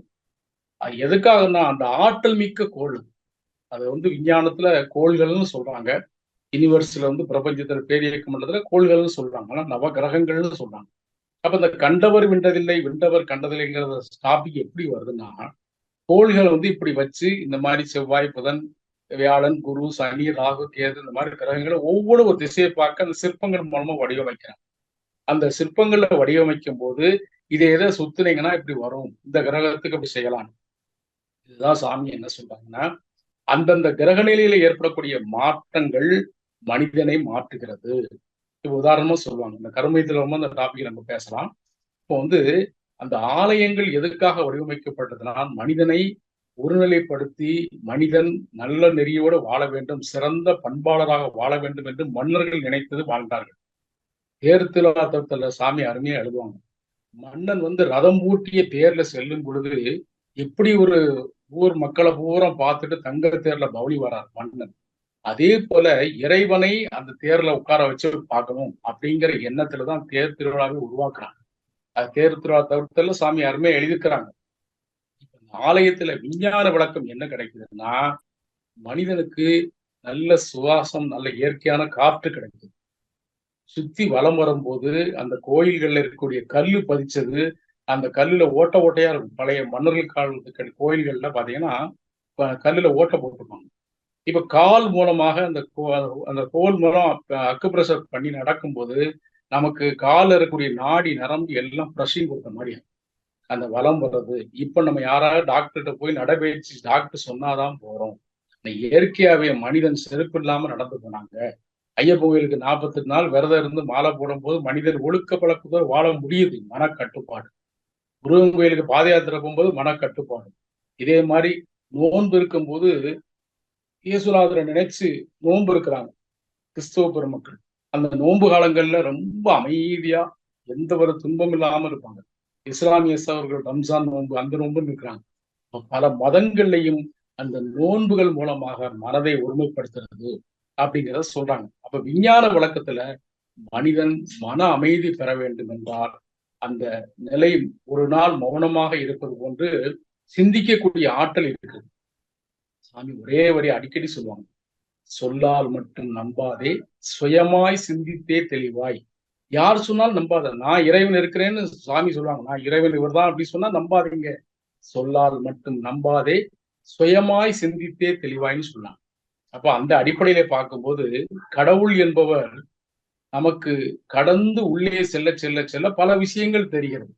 இந்த கடவுள் எப்படி உருவாச்சு அப்படிங்கிறதான் இந்த தாவரங்கள்ல இருந்து நம்ம பரிணாமம் பற்றி இருக்கிறோம். ஆனா இவ்வளவு விஷயம் தெரிஞ்சாலும் இப்போ போய் நேரடியாக நம்ம கடவுள்கிட்ட போய் வேண்டுறோம், எனக்கு எல்லாம் வேணும் அப்படின்னு. நேரடியாக இறைவன் வந்து நம்ம காட்சி கொடுக்கல. ஒரு கற்பனைக்காக எடுத்துக்கொண்டோம் என்றால் இதுல யாராவது சொல்லி இந்த கற்பனை நான் தான் இறைவன் அப்படிங்கிறாருன்னா நம்ம நம்புவோமா? நம்ப மாட்டோம். ஆனா அந்த காலத்துல இறைவன் நேரில் தோன்றினார் அப்படிங்கிறத சொல்றாங்க. அந்த அடிப்படையிலே இறைவன் நேரடியாக எதுவுமே செய்வதில்லை. அப்போ ஒரு சின்ன உதாரணம் எடுத்துக்கொண்டோம் என்றால், ஒரு நீர்நிலை ஏரி, அந்த ஏரியில எல்லாரும் சுத்தி பார்க்க போறாங்க. அதை பார்க்கும்போது ஒரு எல்லாரும் போகும்போது தண்ணி நிறைய வெள்ளம் அதிகமாயிடுச்சு. வெள்ளம் அதிகமாகும் போது ஒரு படகு தான் இருக்குது. அந்த படகுல லேசா ஓட்டை இருக்கு. அப்ப அந்த படகை ஓட்டக்கூடிய அந்த மாலுமி சொல்றாரு, எல்லாரும் ஏறியாச்சு, நீங்க எல்லாரும் வாங்கன்னு ஒரு ஆள் மட்டும் இல்ல, இறைவன் என்னை காப்பாற்றுவார் அப்படின்னு. அவர் எவ்வளவு சொல்லி பாக்குறாரு, இந்த படகு ஓட்டக்குள்ள தண்ணி வரக்குள்ள நான் அந்த கரையில கொண்டு சேர்த்துருதேன், வாப்பா அந்த படகுல ஏறிக்கும் அப்படின்னு. அவர் ஏறவே மாட்டேன்னு சொல்லி முடிச்சிட்டாரு. கடைசியில் என்ன ஆச்சுன்னா, கொஞ்ச நேரத்துல அவங்க இந்த ஓட்டப்படகுல ஏறி போயிட்டாங்க. இவருடைய வராரு, இப்படியே இடுப்பள கழுத்தள இப்படியே வந்துட்டே இருக்குது, இறைவன் வருவார் வருவார் என்று. கடைசியில கொஞ்ச நேரம் கழிச்சு அந்த கண் இமைக்கிட்டே சொல்றாரு. சொல்லும் போது, இறைவா நீ காப்பாத்துறே அப்படின்னு ஒரு அசரீரி கேக்குது. அந்த அந்த துடுப்பு கொண்டு கொடுத்ததே நான் தான்ப்பா. உன்னை கரை சேர்க்கலான்னு பார்த்தேன், ஆனா நீ என்னை நம்பல அப்படிங்க. அதாவது எப்பவுமே அப்படிதான், இறைவன் நேரடியாக எதுவும் வரமாட்டார். நமக்கு 3 சான்ஸ், தண்ணீரை பொறுத்த மட்டும் 3 சான்ஸ். அந்த 3 சான்ஸ் தான் நமக்கு கொடுத்தா உயிரை காப்பாற்ற முடியுங்கிறது தான் உண்மை. சாமிஜி அருமையா சொல்லுவாங்க, நீர்நிலை நீந்த தெரியாதவன் நீர்ல போய் மாட்டிக்கிட்டு அவன் இறந்து போயிட்டான்னு சொல்லி கவலைப்படக்கூடாதுங்கிறத அடிக்கடி சொல்லுவாங்க. அப்ப எதுவுமே துன்பம் என்று தெரிந்து நம்ம அனுபவிக்கும் போது துன்பத்தை நாம் உணர்ந்து கொள்ளதான் வேண்டும். சொல்லுவாங்க, அழுத்தம், ஒளி, சுவை, மனம், மனம்ங்கிற சொல்லும் போது அந்த சுவை என்பதை எடுத்துக்கொண்டால் இவ்வளவு சாப்பிட்டா நமக்கு போதும் ஜீரணமானு தெரியும். அளவுக்கு அதிகமா உள்ள தள்ளும் போது அது துன்பமாக மாறிவிடுகிறது. அது வைத்த வழியாக தலைவலியாக மாறிவிடுது. இதுதான் உண்மை, இயல்பான வாழ்க்கை. இப்போ இறைவன் என்ற நிலையிலேயே மனிதனை வழிமுறைப்படுத்துவதற்காக வடிவமைக்கப்பட்ட தெய்வங்கள் தான் இன்றைக்கு மனிதனை நம்பிக்கை என்பது மூட நம்பிக்கையாக பரிணாமம் பெற்றுவிட்டது. இன்னைக்கு லட்சக்கணக்கான பேர் போறாங்க, எவ்வளவு சுகாதாரம் இதாகுது, எவ்வளவு இதாகுது, ஆனால் யாருக்கும் எந்த பலனும் இல்லை. அந்த இது முடிஞ்ச உடனே சண்டை போட ஆரம்பிச்சிட்டாங்க. அந்த இடத்துல இந்த சாமி எனக்கு தான் சொந்தம், இந்த கடவுள் எனக்கு தான் சொந்தங்கிற அடிப்படையிலே அந்த கோயிலுக்கு கூட பட்டா போட்டு வச்சுக்கணும், இந்த சமுதாயத்துக்கு பாத்தியப்பட்டது. ஆனா இப்ப நீங்க சொல்ல பப்ளிக்ல பேச முடியுமா? நம்மளால பேச முடியாது. ஏன்னா சாமி அந்த மதங்கள் கடவுள்ல ரொம்ப பேசாங்கன்னு தான் சொல்றாங்க. இருந்தாலும் நம்பிக்கை என்பது வாழ்க்கை, மூட நம்பிக்கை என்பது நமக்கு வாழ்க்கை அல்ல. அந்த நம்பிக்கையோட வாழ்க்கைக்கு வழக்கம், அதாவது பழக்கம் வழக்கம், இந்த பழக்கம் வழக்கத்திலிருந்து விடுபட வேண்டும் என்றால் விளக்கம் தெரிய வேண்டும், கடவுளை பற்றிய விளக்கம் தெரிய வேண்டும். அப்போ பொதுவா நம்ம அடிப்படையா தெரிஞ்சுக்கின்றது இறை உணர்வு. அந்த இறை உணர்வு எப்படி வர வேண்டும் என்றால் அறநெறி வாழ்க்கையை வாழ வேண்டும். அந்த அறநெறி வாழ்க்கை எப்படி வாழ வேண்டும்? அறநெறினா என்ன? ஒழுக்கம், கடமை, ஈகை. ஒழுக்கம் என்பது தனக்கோ பிறருக்கோ தற்காலத்திலோ பிற்காலத்திலோ துன்பம் தராத வாழ்க்கை தான் ஒழுக்கம். யாரையா பார்த்து நீ ஒழுக்கமானு கேட்டோன்னா கோபம் வந்துடும். ஆனால் ஒழுக்கம் என்பது தனக்கோ பிறருக்கோ தற்காலத்திலோ பிற்காலத்திலோ துன்பம் தராத வாழ்க்கை அப்படிங்கிறத சொல்றாங்க. அதே போலதான் கடமை என்பது தனி மனித கடமை, சமுதாய கடமைன்னு சொல்றாங்க. இந்த அறநெறி வாழ்க்கையை வாழ தெரிஞ்சாச்சுனாலே இறைவன் நம்மகிட்ட இருக்கிறார். அதாவது அந்த ஈசன் என்பவன், சிவன் என்பவன் இருப்பு நிலை, அந்த சக்தி என்போல் இயக்க நிலை. இதை எப்படி உணர முடியும்னா இந்த அறநெறி வாழ்க்கையில உணரலாம். இப்போ ஒருத்தருக்கு தான தர்மங்கள் பண்றது மூலமாக, அவர்களுக்கு பல தொண்டுகள் செய்வது மூலமாக நமக்கு கிடைக்கக்கூடிய வாழ்த்து, இந்த தவத்துக்கு வர்றதுக்கு முன்னால அவங்க நீங்க நல்லா இருக்கிறீங்க, மகராசனா இருக்கணும் அப்படிங்கிற சொல்றாங்கல்ல, அந்த இதுதான் வாழ்த்து. அப்படி பார்க்கும்போது தனி மனிதன் ஒழுக்கம் வேண்டும். தனி மனிதன் ஒழுக்கம் என்றால் தனது வாழ்க்கை நீதி நெறி உணர் மாந்தராகி வாழும் நிலை உணர்ந்து தொண்டாற்றி இன்பம் காண்போம் என்ற அந்த கோட்பாட்டுக்கு இணங்க நீதி நெறியோடு நேர்மையாக வாழ வேண்டும். அந்த நேர்மையாக வாழும் பொழுது பல துன்பங்கள் கஷ்டங்கள் வரதான் செய்யும், இல்லைங்கிற. ஆனால் அதை தாண்டி தனி மனித ஒழுக்கத்தோடு எவரொரு வாழ்கிறாரோ அவருடைய குடும்பம் நலமாக இருக்கும். குடும்பத்துல அது சொல்றாங்கல்ல, உடலிலே நோய், உள்ளத்திலே களங்கம், மனதிலே குழப்பம், வாழ்க்கையில் சிக்கல். இந்த வாழ்க்கையில் சிக்கல் எப்படி ஏற்பட்டு நம்ம சிக்கல் ஏற்பட்டுன்னு இறைவனை திட்டக்கூடாது. நல்லா இருந்து நான் உனக்கு என்னெல்லாம் செஞ்சேன், பால் கூட எடுத்து அபிஷேகம் பண்ணேன், அதை பண்ணேன், இதை பண்ணேன், சாமி எங்க வீட்டுல இவ்வளவு துன்பமாயி போச்சு, இவ்வளவு கஷ்டமாயி போச்சு, ஒரு விபத்துல கால் போச்சு, கை போச்சுன்னு சொல்லும் போது அந்த இறைவன் கொஞ்ச நேரம் நம்ம யோசிச்சு பார்க்கும்போது இதுக்கு என்ன காரணம், அது கருமையத்துல அது காரணத்தை நம்ம கருமையத்தோட பார்க்கும்போது பார்த்தோம். அப்போ அந்த அடிப்படையை பார்க்கும் பொழுது அந்த சொர்க்கம் நரகம் என்ற நிலையிலே இறைவனை கண்டு பயப்படக்கூடிய நிலை ஒருத்தனுக்கு ஜோதிடர் சொல்வார், உனக்கு சனி வக்கர சனி இருக்குது, கண்ட சனி இருக்குது, ஏழரை சனி இருக்குது. இந்த 3 சனீஸ்வரனுடைய வார்த்தையை கேட்டாலே எவ்வளவு பெரிய ஆளை என்ன செய்வாங்க, உருண்டுருவாங்க. உண்மைதான். ஏன்னா அந்த அந்த ஒரு வார்த்தைக்காக அந்த நிலை இன்றைக்கும் இருக்கு. அப்ப சனியினோட ஏன் அப்படி பயப்படுறாங்க அப்படிங்கிற ஒரு சிந்தனைக்கு எடுத்துக்கொண்டு என்றால், சனி என்பவர் கண்டிப்பார் உயிரை கொள்ள மாட்டார். புராணங்கள்ல சொல்லப்படுது அதான். இது சாமி சொல்லக்கூடியது அனுபவித்தே தீர வேண்டும். எத்தனை இது செஞ்சாலும் அனுபவித்தே தீர வேண்டியதான் இந்த விளக்கத்துக்கு நம்ம எடுத்துக்கலாம். சனீஸ்வரன் சொல்லக்கூடிய நீதி நெறியோட இருக்கணும், ஒரு நீதிமானே சொல்லலாம், நீதி அரசர். அப்போ இந்த மாதிரி கிரகங்கள் இப்படி மாற்றம் கோள்கள் மூலமாக சஞ்சாரங்கள் மூலமாக ஏற்படும் பொழுது துன்பம் வருங்கிறத தனிச்சு நம்ம ஜோசியத்துல சொன்னா, ஜோசியக்காரர் சொன்னாதான் நான் நம்புறோம், நம்பிக்கை. ஆனால் நம்ம மகிழ்ச்சி என்ன சொல்றாங்கன்னா, நமக்கு முன்னோர்கள் செய்த பயன்கள் பூரா அப்படியே கருத்துடராக வந்திருக்கிறது. அப்ப இதை அனுபவிச்சான்னு தெரியணும். இறைவனை திட்டி என்னப்பா பிரயோஜனம் அப்படிங்கிறது. ஒரு இடத்துல திடீர்னு பார்த்தா இறைவன் நேரடியாக காட்சி கொடுத்து நான் எல்லாத்தையும் சாப்பிடுறேன்னு சொல்லிட்டாருன்னா நம்மளால வைக்க முடியுமா? ஒரு புராணத்துல ஒரு பாடல், ஒரு இது உண்டு, புராணத்துல ஒரு கதை உண்டு. ஒரு அந்தனர் விநாயகருக்கு அர்ச்சனை பண்ணிக்கிட்டே இருப்பாரு. டெய்லி சக்கரை பொங்கலும் கொழுக்கட்டையும் வச்சு பிள்ளையாருக்கு நிவேதியம் பண்ணுவாங்க. அப்போ அன்னைக்கு அவருக்கு உடம்பு சரியில்லை, படுத்துடுறாரு. அவருடைய பையன் என்ன செய்யறான், எப்பா நீ போய் இன்னைக்கு சாமிக்கு சாயரசை பண்ணிட்டு வாப்பா, நீ போய் பார்த்துட்டு வான்னு சொல்லி அந்த பையனை அனுப்புறாரு. பையனும் போய் என்ன செய்யறான், போய் எனக்கு பண்ணிட்டு ஆத்மார்த்தமா விநாயகரை வணங்கும் பொழுது இறைவன் அந்த விநாயகர் மனித உருவத்துல அவங்க கூட உட்காந்து சாப்பிடுறாரு, பிரசாதத்தை சாப்பிடுறாரு. சாப்பிட்டோன்னே வெளியில ஒரு 10-15 பேர் பிரசாதத்துக்காக உட்கார்ந்துருக்காங்க. நம்ம எல்லாருமே பிரசாதம் என்றால் அந்த ஆலயத்துல கொடுக்கக்கூடிய அருளாவோடு கொடுக்கக்கூடிய விபூதியும் கொண்டு தான் அந்த காலத்துல பிரசாதம் வாங்கிக்கோங்கன்னு அப்படிதான் சொல்லுவாங்க. இது பவ்யமா வாங்குவாங்க. ஆனா இன்னைக்கு பிரசாதனாலே இப்படி தட்டு எடுத்துட்டு தொன்னையில வாங்குற மாதிரி இப்படி நிக்கிறோம். அந்த நினைப்பு பூரா அந்த பிரசாதம், யாரையும் குறை சொல்லல, பொதுவா இப்படிதான் இருக்குது. இன்றைய சமுதாய அமைப்பு இப்படிதான் இருக்குது. அப்போ அந்த பையன் அப்பாட்ட சொல்லலாம், அந்த சாமி அந்த வயதானவங்க எல்லாம் எனக்கு நீங்க பிரசாதமே கிடைக்கல அப்படின்னு புலம்பிட்டு வெளியில போய் சொல்றாங்க, அந்த பையனே அவ்வளோக்கும் சாப்பிட்டான், கேட்டா இறைவன் சாப்பிட்டாருன்னு சொல்றான் அப்படின்னு. அப்போ அந்த அந்த அப்பா இவனை போட்டு அடின்னு அடிக்கிறாரு. அடிக்கும் பொழுது அந்த பெரும்பால் அடித்தது கூட அந்த இறைவனுடைய மேல பட்ட மாதிரி ஒரு அடையாளத்தை அந்த இதில் காட்டுவாங்க. அப்ப என்னன்னு அதிலே புரியுதான் தத்துவம். இறைவன் என்பவர் எங்க இருக்கிறார்? அந்த அரூபமாக இருக்கக்கூடிய இறைவன் நமக்குள்ளுதான் இருக்கிறார். தூணிலும் இருக்கிறார், துரும்பிலும் இருக்கிறார். அந்த தூணிலும் துரும்பு இருக்கக்கூடிய இறைவனை நாம் எப்படி பார்க்க வேண்டும் என்றால் அரூபமாக பார்க்க வேண்டும். அந்த அரூபம் என்பது மனம்தான். அந்த மனதினுடைய பரிணாமம் உயிரின பரிணாமமாக மலர்ச்சி பெற்று தன்மாற்றம் அடைகிறது அப்படிங்கிறது சாமி அடிக்கடி சொல்லுவாங்க. கடவுளை கருத்து நிலையை உற்றுப்பார், கருவாக தெரிவார். அந்த பொழுது கடவுளாக தெரிகிறார். அந்த கடந்து உள்ளே செல்ல செல்ல செல்ல மனம் ஆல்பா வயசுல குறைஞ்சு 1 to 3 சம ஆதி, சமம் பிளஸ் ஆதி. அந்த ஆதி அந்தத்தை உணரும் பொழுது கடவுள் நம்முடைய இருக்கக்கூடிய கடவுளை உணர முடியும். இதாங்க கடவுள்ங்கிறதுக்கு உண்மையான விளக்கம். அப்போ இந்த கடவுளுடைய நோக்கம் என்னன்னா, இறைவன் நேரடியாக காட்சி கொடுக்க மாட்டார்.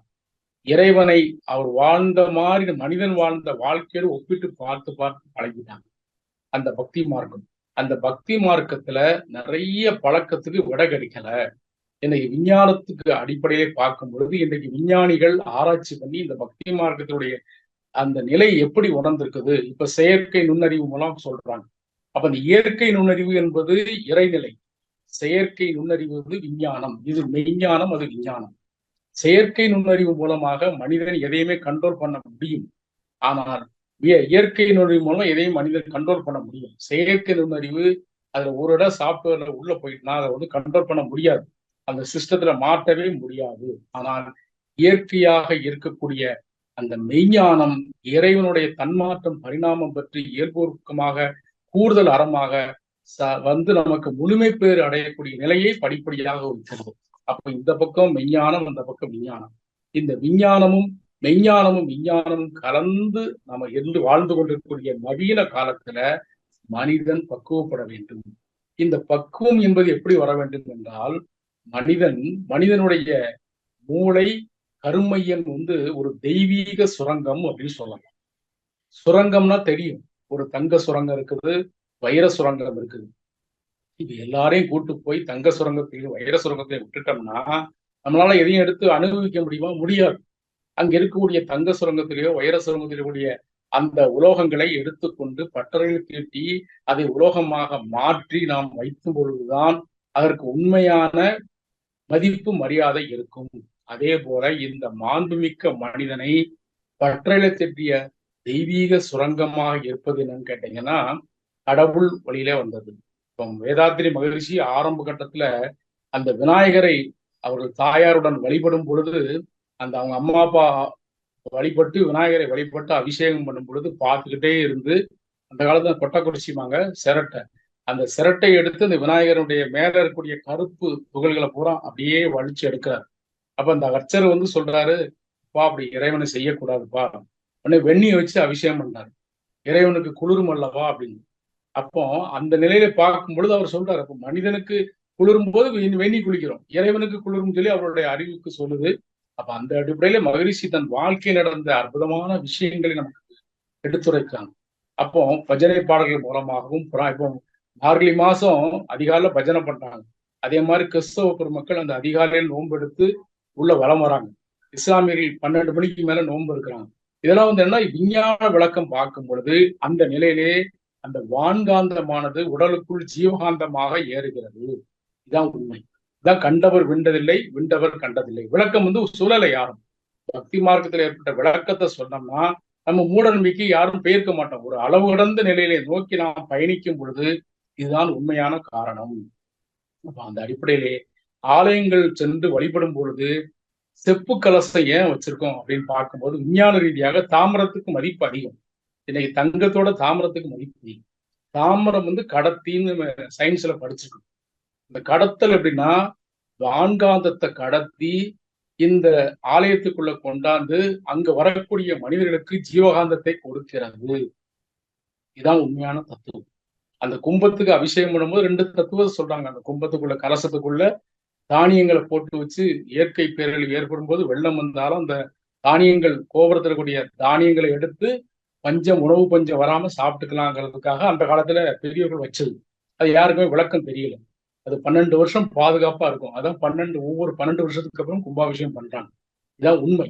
ஒரு கோபுரங்கள் உச்சியில் இருக்கும்போது இயற்கை பேரழிவுகளை, இயற்கை சீற்றங்களை போன்ற இடி மின்னல் போன்றவற்றை தாங்கிக் கொள்ளக்கூடிய ஆற்றல் அந்த கோபுரத்துக்கு இருக்கு. இதாங்க விஞ்ஞான விளக்கம். இது யாரும் தெரியல. அந்த காலத்துல ஒரு கோபுரத்தை விட உயரமா வீடு யாரும் கட்ட மாட்டாங்க. கிராமத்துல சொல்லுவாங்க, எப்பா அந்த கோபுரத்தோட உயரமா கட்டாதப்பா. மனிதன் துறவு என்பது எது துறவு என்பதை விளக்கம் தெரியவில்லை.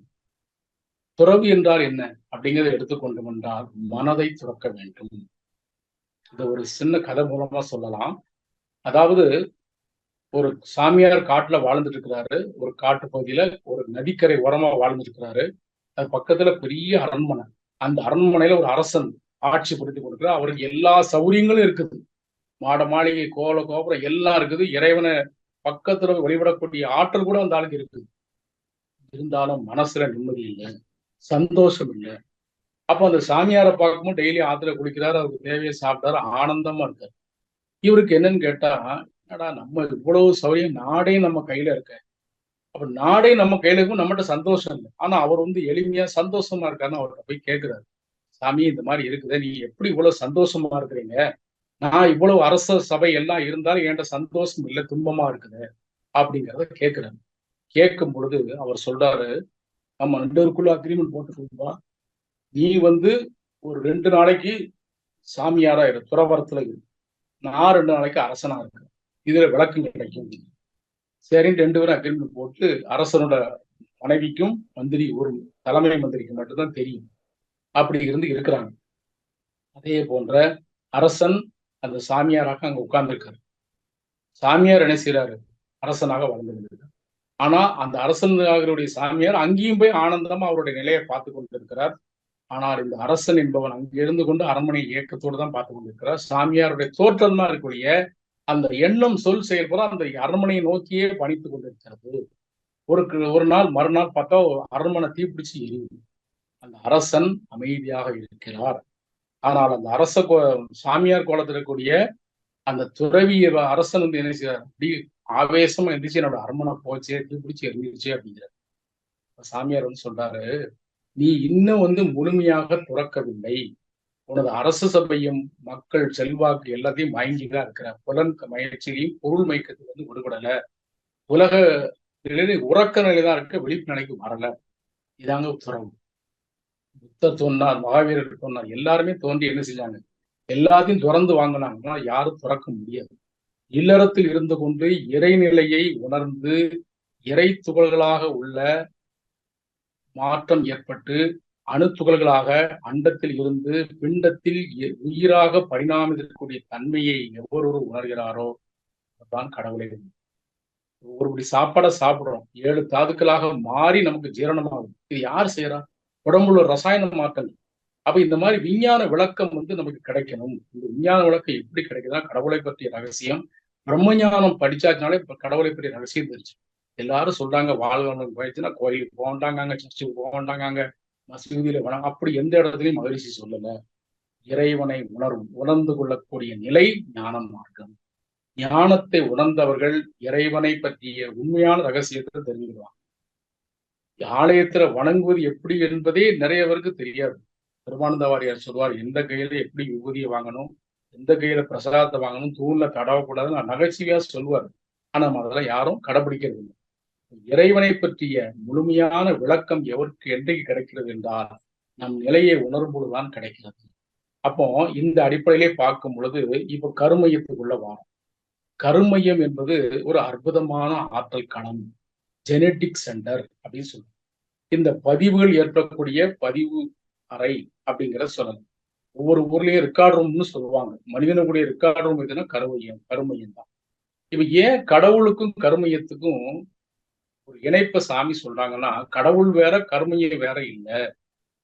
கடவுள் கர்ப்ப கிரகத்தில் இருக்கிறார், கருமையத்தில் மனிதன் தோன்றுகிறார். இந்த மனிதனுடைய தோற்றமானது நாம் இதற்கு முன்னால எப்படி இருந்தால் பின்னோக்கி செல்ல ஆதி நிலைக்கு செல்கிறது. ஆதி முதல் அந்தம் வரை. அந்த ஆதி முதல் அந்தம் வரை இருக்கக்கூடிய கருமையமானது ஒரு தெய்வீக சுரங்கம். மகிழ்ச்சி அடிக்கடி சொல்லுவாங்க, கருமையம் என்பது ஒரு தெய்வீக சுரங்கம். இது என்னன்னா 3 விதமான கர்ம வினைகளை அளிக்கிறது. அந்த கர்ம வினைகளை பத்தி தெரிகிறது. பிராரப்த கர்மம், சங்கீத கர்மம், ஆகாமிய கர்மம். நம்ம வம்ச வழியில வந்த கருத்தொடராக வந்தது. நாம் அதை அனுபவிச்சு எப்படிலாம் 3 தொடராக இந்த கர்ம வினைகளை அனுபவிச்சுதான் தீர வேண்டும். இந்த இடத்துல சொல்றேன், கர்மம் வினைகள் நம்ம வாழ்க்கைய கண்டிப்பாக அந்த கர்ம வினை பயன்களை அனுபவிக்கிறதுதான் இந்த மனித பிறவி. அந்த கர்ம வினைகளை பிறவித்தொடர அகற்ற வேண்டும், பிறவித்தொடர் அற்று வாழ வேண்டும் என்று நாம் நினைக்கும் பொழுது முழுமை பேறு அடைய வேண்டும் என்றால் அந்த குண்டலினி யோக சக்தியாக அகத்தவம் முடிஞ்சு அகத்தாய் முடிஞ்சு நம்ம உயர்ந்த நிலைக்கு வர வேண்டும். மகிழ்ச்சியை தான் சொல்லுவாங்க. அதாவது கடவுள்ல சொல்லும் போது பரசிவ வெள்ளம் வெட்ட வழியாய் இருந்தேன்னு சொல்லி பாரதியார் பாடல்ல சொல்லுவார். வள்ளலார் சொன்ன மாதிரி அவரு அநேகன் ஏகன் அநேகன் அப்படின்னு அருட்பெரும் ஜோதி தனிப்பெரும் கண் இதெல்லாம் எதுக்காக இந்த கடவுளை பத்தி உயர்த்தி சொல்லும் போது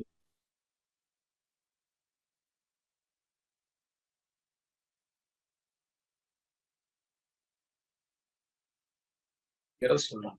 அந்த கருவிலே திருவுடையார் முதல்ல சொல்லும் போது அந்த நாவுக்கரசர் சொல்லுவாங்க. நாவுக்கரசர் அந்த பாடலை பாடி அந்த கதவை திறந்தார். அதே போல அந்த கருவிலே திருவுடையார் என்பது எப்படின்னா இறை ஞானம் பெற்ற அனைத்து நிலை தாய் தந்தையரும் இணைந்து உருவாகப்பட்டுதான் ஞான குழந்தைகள். ஒத்தும் உதவியும் உயிர்கலப்போடு நாம் உருவாகக்கூடிய கருமையத்தில் உருவாகக்கூடிய அனைத்து ஜீவராசிகளும் இந்த கருமைய தொடராக வந்த அனைத்து ஜீவராசிகளும் ஞான குழந்தைகள். இது எப்படி நம்ம உதாரணமா எடுத்துக்கலாம் என்றால், இப்போ ஒரு குழந்தை பிறக்குது.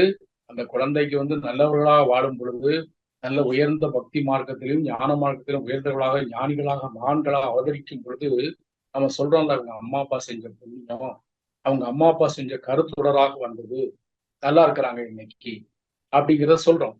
அதே ஒரு குழந்தை எல்லா குற்றவாளியாக பாவியாக வந்தால் அவங்க அப்பா பெரிய அயோக்கியன், அதனாலதான் அப்பாவுக்கு புள்ள தப்பாம பண்ணு.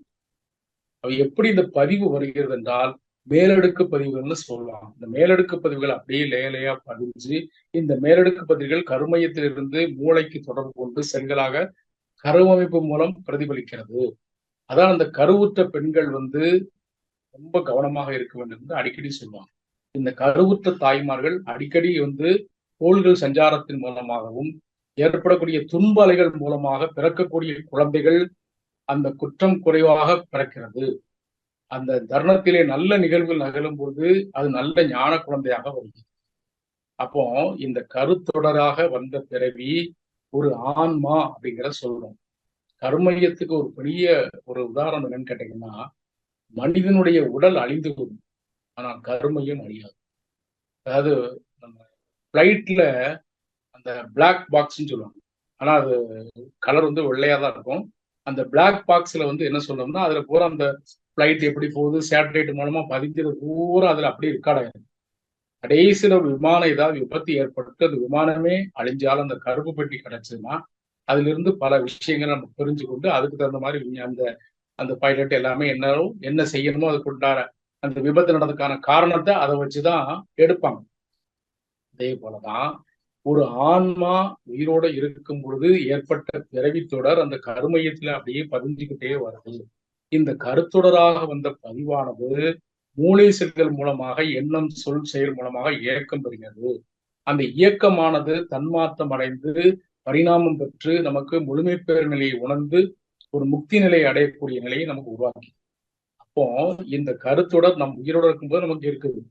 உடல் இயக்கம் என்றைக்கும் நிற்கிறதோ ஆனால் மன இயக்கம் இருக்கும். அந்த மன இயக்கம் தான் உயிராக இந்த கருமையமாக இருக்கிறது. நிறைய ஜீவ சமாதிகள்ல பார்க்கும் உடல் இயக்கத்தை நிப்பாட்டி மன இயக்கம் மட்டும் இருக்கும்.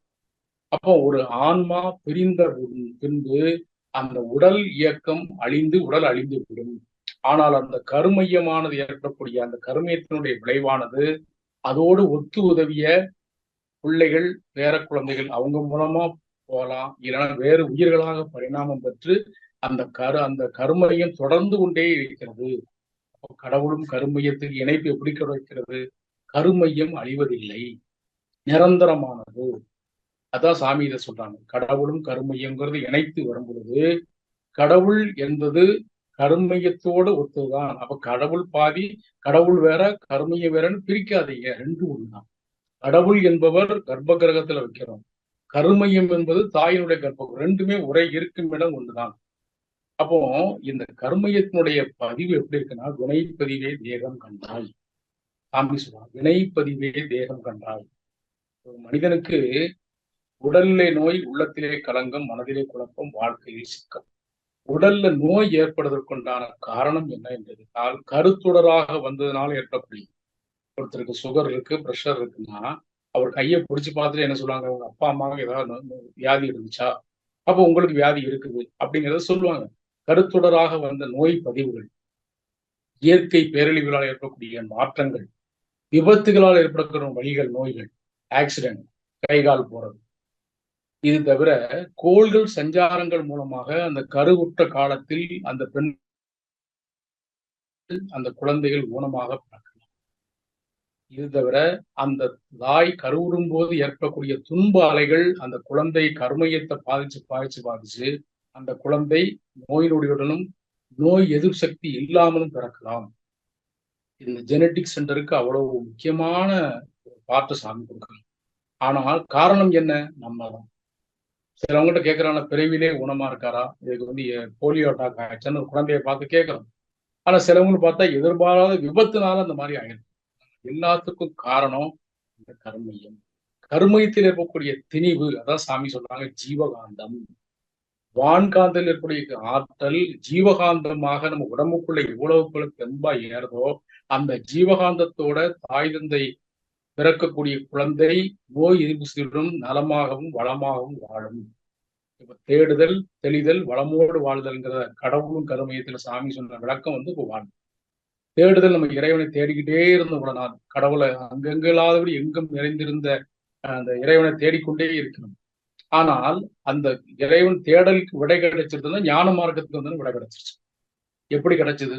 முந்தி எப்படி வணங்கணும், இப்படி எப்படி வணங்குறோங்கிறதுக்கு ஞான மார்க்கம் பிரம்மத்தை உணர்ந்து பிரம்மஞானியாகி இன்றைக்கு ஆசிரியர்களாக பேராசிரியர்களாக பரிணாமம் பெறும் பொழுது இறைவன் யார், நான் யார், நான் உயிரா, நான் உடலா, நான் மனமா, வேதாத்திரி மரிசிக்கு இந்த கேள்வி கேட்டுச்சு. அந்த கேள்விக்கு, அதாவது ஒவ்வொரு கேள்விக்குள்ளேயும் கேட்க கேட்க நமக்கு விடை கிடைச்சு. அந்த அடிப்படையில பார்க்கும் பொழுது தத்துவங்கள் மூலமாக மக்களுக்கு நாம் சொல்வது ஒரு முறை, அந்த வேதங்கள் விற்பனைகள் மூலமாக சொல்வது ஒரு முறை. ஆனால் இல்லறத்தில் இருப்பவர்களுக்கு எளிமையான முறையிலே பக்தியையும் ஞானத்தையும் கொடுப்பதுதான் உயர்ந்த நோக்கம். ஒரு பொதுவான இடத்துல கொடுக்கும் பொழுது கவிதைகள் மூலமாக கொடுத்தோம்னா எல்லாரும் புரிஞ்சிடும். அப்ப அவங்களுடைய இடத்துக்கு தகுந்த மாதிரி அந்த பக்தியும் ஞானத்தையும் கொடுத்து கடவுள்னா என்ன, கர்மையம்னா என்னங்கிறத எளிமைப்படுத்தி நமக்கு மகிழ்ச்சி நூலா எழுதியிருக்காங்க. அவர் சொன்ன தத்துவங்கள்லாம் உயிரின தன்மாற்றத்துல 8 ஜீவங்களாக பிறந்துள்ளது. அந்த உடல் வலிமையிலிருந்து கருவமைப்பிலிருந்து நிறைய சொல்றாங்க. இப்ப இந்த இடத்துல கடவுளை பத்தி சிந்தனைக்கு எடுத்துக்கொள்ளும் பொழுது இப்போ மனிதன் உருவ அமைப்பும் கருவமைப்பினால மாற்றம் இருக்குது. கருவமைப்புல மாற்றும் பொழுது உருவ வேறுபாடு வருது. இப்போ ஒரு நாட்டினுடைய மனிதனை பார்த்தாலே இவர் இந்த நாட்டுக்காரன் நினைச்சோம். இப்போ ஜப்பான்காரனா எப்படி இருப்பா நமக்கு ஒரு கருமையத்துல பதிஞ்சிருக்கு. அது எப்படி இருக்குன்னா ஜப்பான்காரன் குள்ளனாக தான் இருப்பான். சீனாக்காரங்க உயர்ந்ததா இருப்பாங்க. அதான் சாமி சொல்றாங்க, பசு ஒன்றை பார்த்தேன் உருவத்தில் அது கொசு உருவில் தெரிந்தது. அந்த பிரதிபலிப்பு பிம்பமாக பசு 6 அடி நீளமோ 4 அடி அகலமோ உழவு பெரிய உருவம். ஆனால் அது கொசு உருவத்தில் நமது கருமையத்திலே சுருங்கி பதிகிறது. இதுதான் கருமைகளுடைய பதிவு.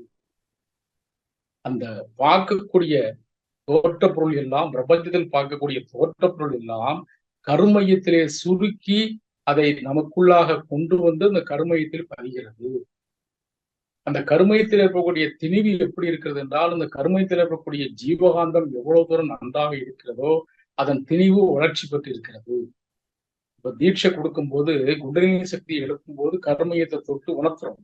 மூலாதாரத்தை தொட்டு மேல கொண்டாடும் போது அந்த மூலாதாரத்தை தொடும் பொழுதே அந்த அந்த அன்பர் ஜீவகாந்த தெளிவோடு இருக்கிறாரா, ஜீவகாந்த கரைவா இருக்காராங்கிறத பார்த்தாலே தெரிஞ்சுக்கணும். அவர் உட்கார்ந்துருக்க நிலையும், அவர் தியானம் கொடுக்கும்போது அவருடைய இப்படி அசைவு அப்படி அசைவு எல்லாம் பார்க்கும் போதே அவர் ஜீவகாந்த தெளிவோடு இருக்காரா, கருமைய தொடராக இருக்கிறாரா என்பதை நம்ம தெரிஞ்சுக்கிடணும். சிலவங்களுக்கு எடுத்தோடனே சாந்தி கொடுக்கக்கூடிய நிலை இருக்கும். சிலவங்களுக்கு துரியம் கொடுக்கலாம், சிலவங்களுக்கு ஆர்கனை கொடுக்கலாம். சாந்தி கொடுக்குறவங்களுக்கு ஏன் அப்படின்னு யோசிக்கும் போதுதான் பார்க்க அந்த கருமியத்துல அவ்வளவு பதிவு இருக்கு.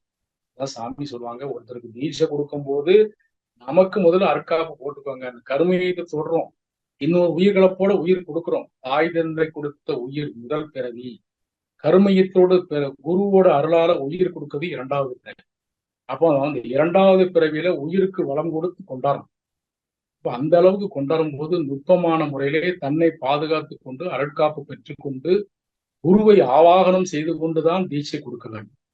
எடுத்தவொடனே சாந்தி ஆக்னை கொடுத்துட முடியாது. அன்றைய காலகட்டம் இப்போ உடனே கொடுக்குறோம். அன்றைய காலகட்டங்கள்ல முதல்ல உடற்பயிற்சி செஞ்சு அவர் தெளிவா இருக்கிறாரா, செம்பா இருக்கிறாரா, இதுக்கு ஃபிட்டாவாரான்னு தெரிஞ்சு பொறுப்பாசிரியர் முயற்சி பண்ணி ஒரு 3 நாள் 4 நாள் உடற்பயிற்சி செஞ்சாதான் அவர் கர்மம் எப்படி இருக்கிறது பார்த்தாலே தெரியும். சிலவங்களுக்கு தலையில கை வச்சா அப்படி கருகருன்னு தலை சுத்தும். அப்போ அந்த இதை தாங்க கொள்ளக்கூடிய அதான் ஒரு வயது வச்சுக்கிறோம், 14 வயது. உடலின் சக்தியை எழுப்பும் பொழுது இவ்வளவு நுட்பமா பார்க்கிறோம்னா அது ஒரு தெய்வீக சுரங்கம். அந்த தெய்வீக சுரங்கத்தில் புதையல் இருக்கிறது. அந்த பெட்டகம், மூளை என்ற பெட்டகம், அந்த மூளையில பதியக்கூடியது கருமையத்துல போய் மூளை மூலமாக அந்த கருத்தொடர் புறம் அந்த கருமையத்துல பதிஞ்சுக்கிட்டே இருக்கிறது. அந்த கருத்தொடர்ல பதிகிற பதிவு நல்ல பதிவுகளாகவும் இருக்கலாம், துன்ப அலைகளாகவும் இருக்கலாம், இன்ப அலைகளாகவும் இருக்கலாம். ரெண்டு சேர்ந்ததுதான் வாழ்க்கை. எல்லாருக்கும் இன்பமா இருக்குன்னு சொல்லி இறைவனை நமக்கு ஒரு வாழ்க்கையை விட்டுருச்சு. நம்மளால இருக்க முடியுமா? தன்முனைப்பு, ஆணவம், கண்மம், மாயன்னு அவங்க பாட்டு இஷ்டத்துக்கு விளையாட ஆரம்பிச்சிடும். இறைவன்னா யாரு? நீ யாரே இறைவன்? நான் தான் ஆள்கிறேன். அதாவது ஒரு அரக்கர்கள் பாத்தீங்கன்னா வரம் வாங்குவாங்க. அந்த புராணங்கள்ல ஒரு கற்பனையில சொல்லும் போது அரக்கர்கள் வரம் வாங்கும் போது என்ன செய்வாங்கன்னா, ஒரு பெண்ணாலதான் எனக்கு அழிவு வரணும், இல்லைன்னா எனக்கு வானத்திலே இருக்கக்கூடாது, பூமியில இருக்கக்கூடாது, நடுவுல இருக்கணும் அப்படின்னு. இது மாதிரி வித்தியாசமா வரம் கேட்பாங்க. சிவபெருமானுக்கு ஒரு என்னதுன்னா, கேட்டேன் கொடுத்தேன் வரத்தை பெற்று கொண்டு கொடுத்தேன். ஆனா அந்த வரத்தை கொடுத்துட்டு அதுக்கு ஒரு ஒரு இக்கனா போட்டு வச்சுவாங்க.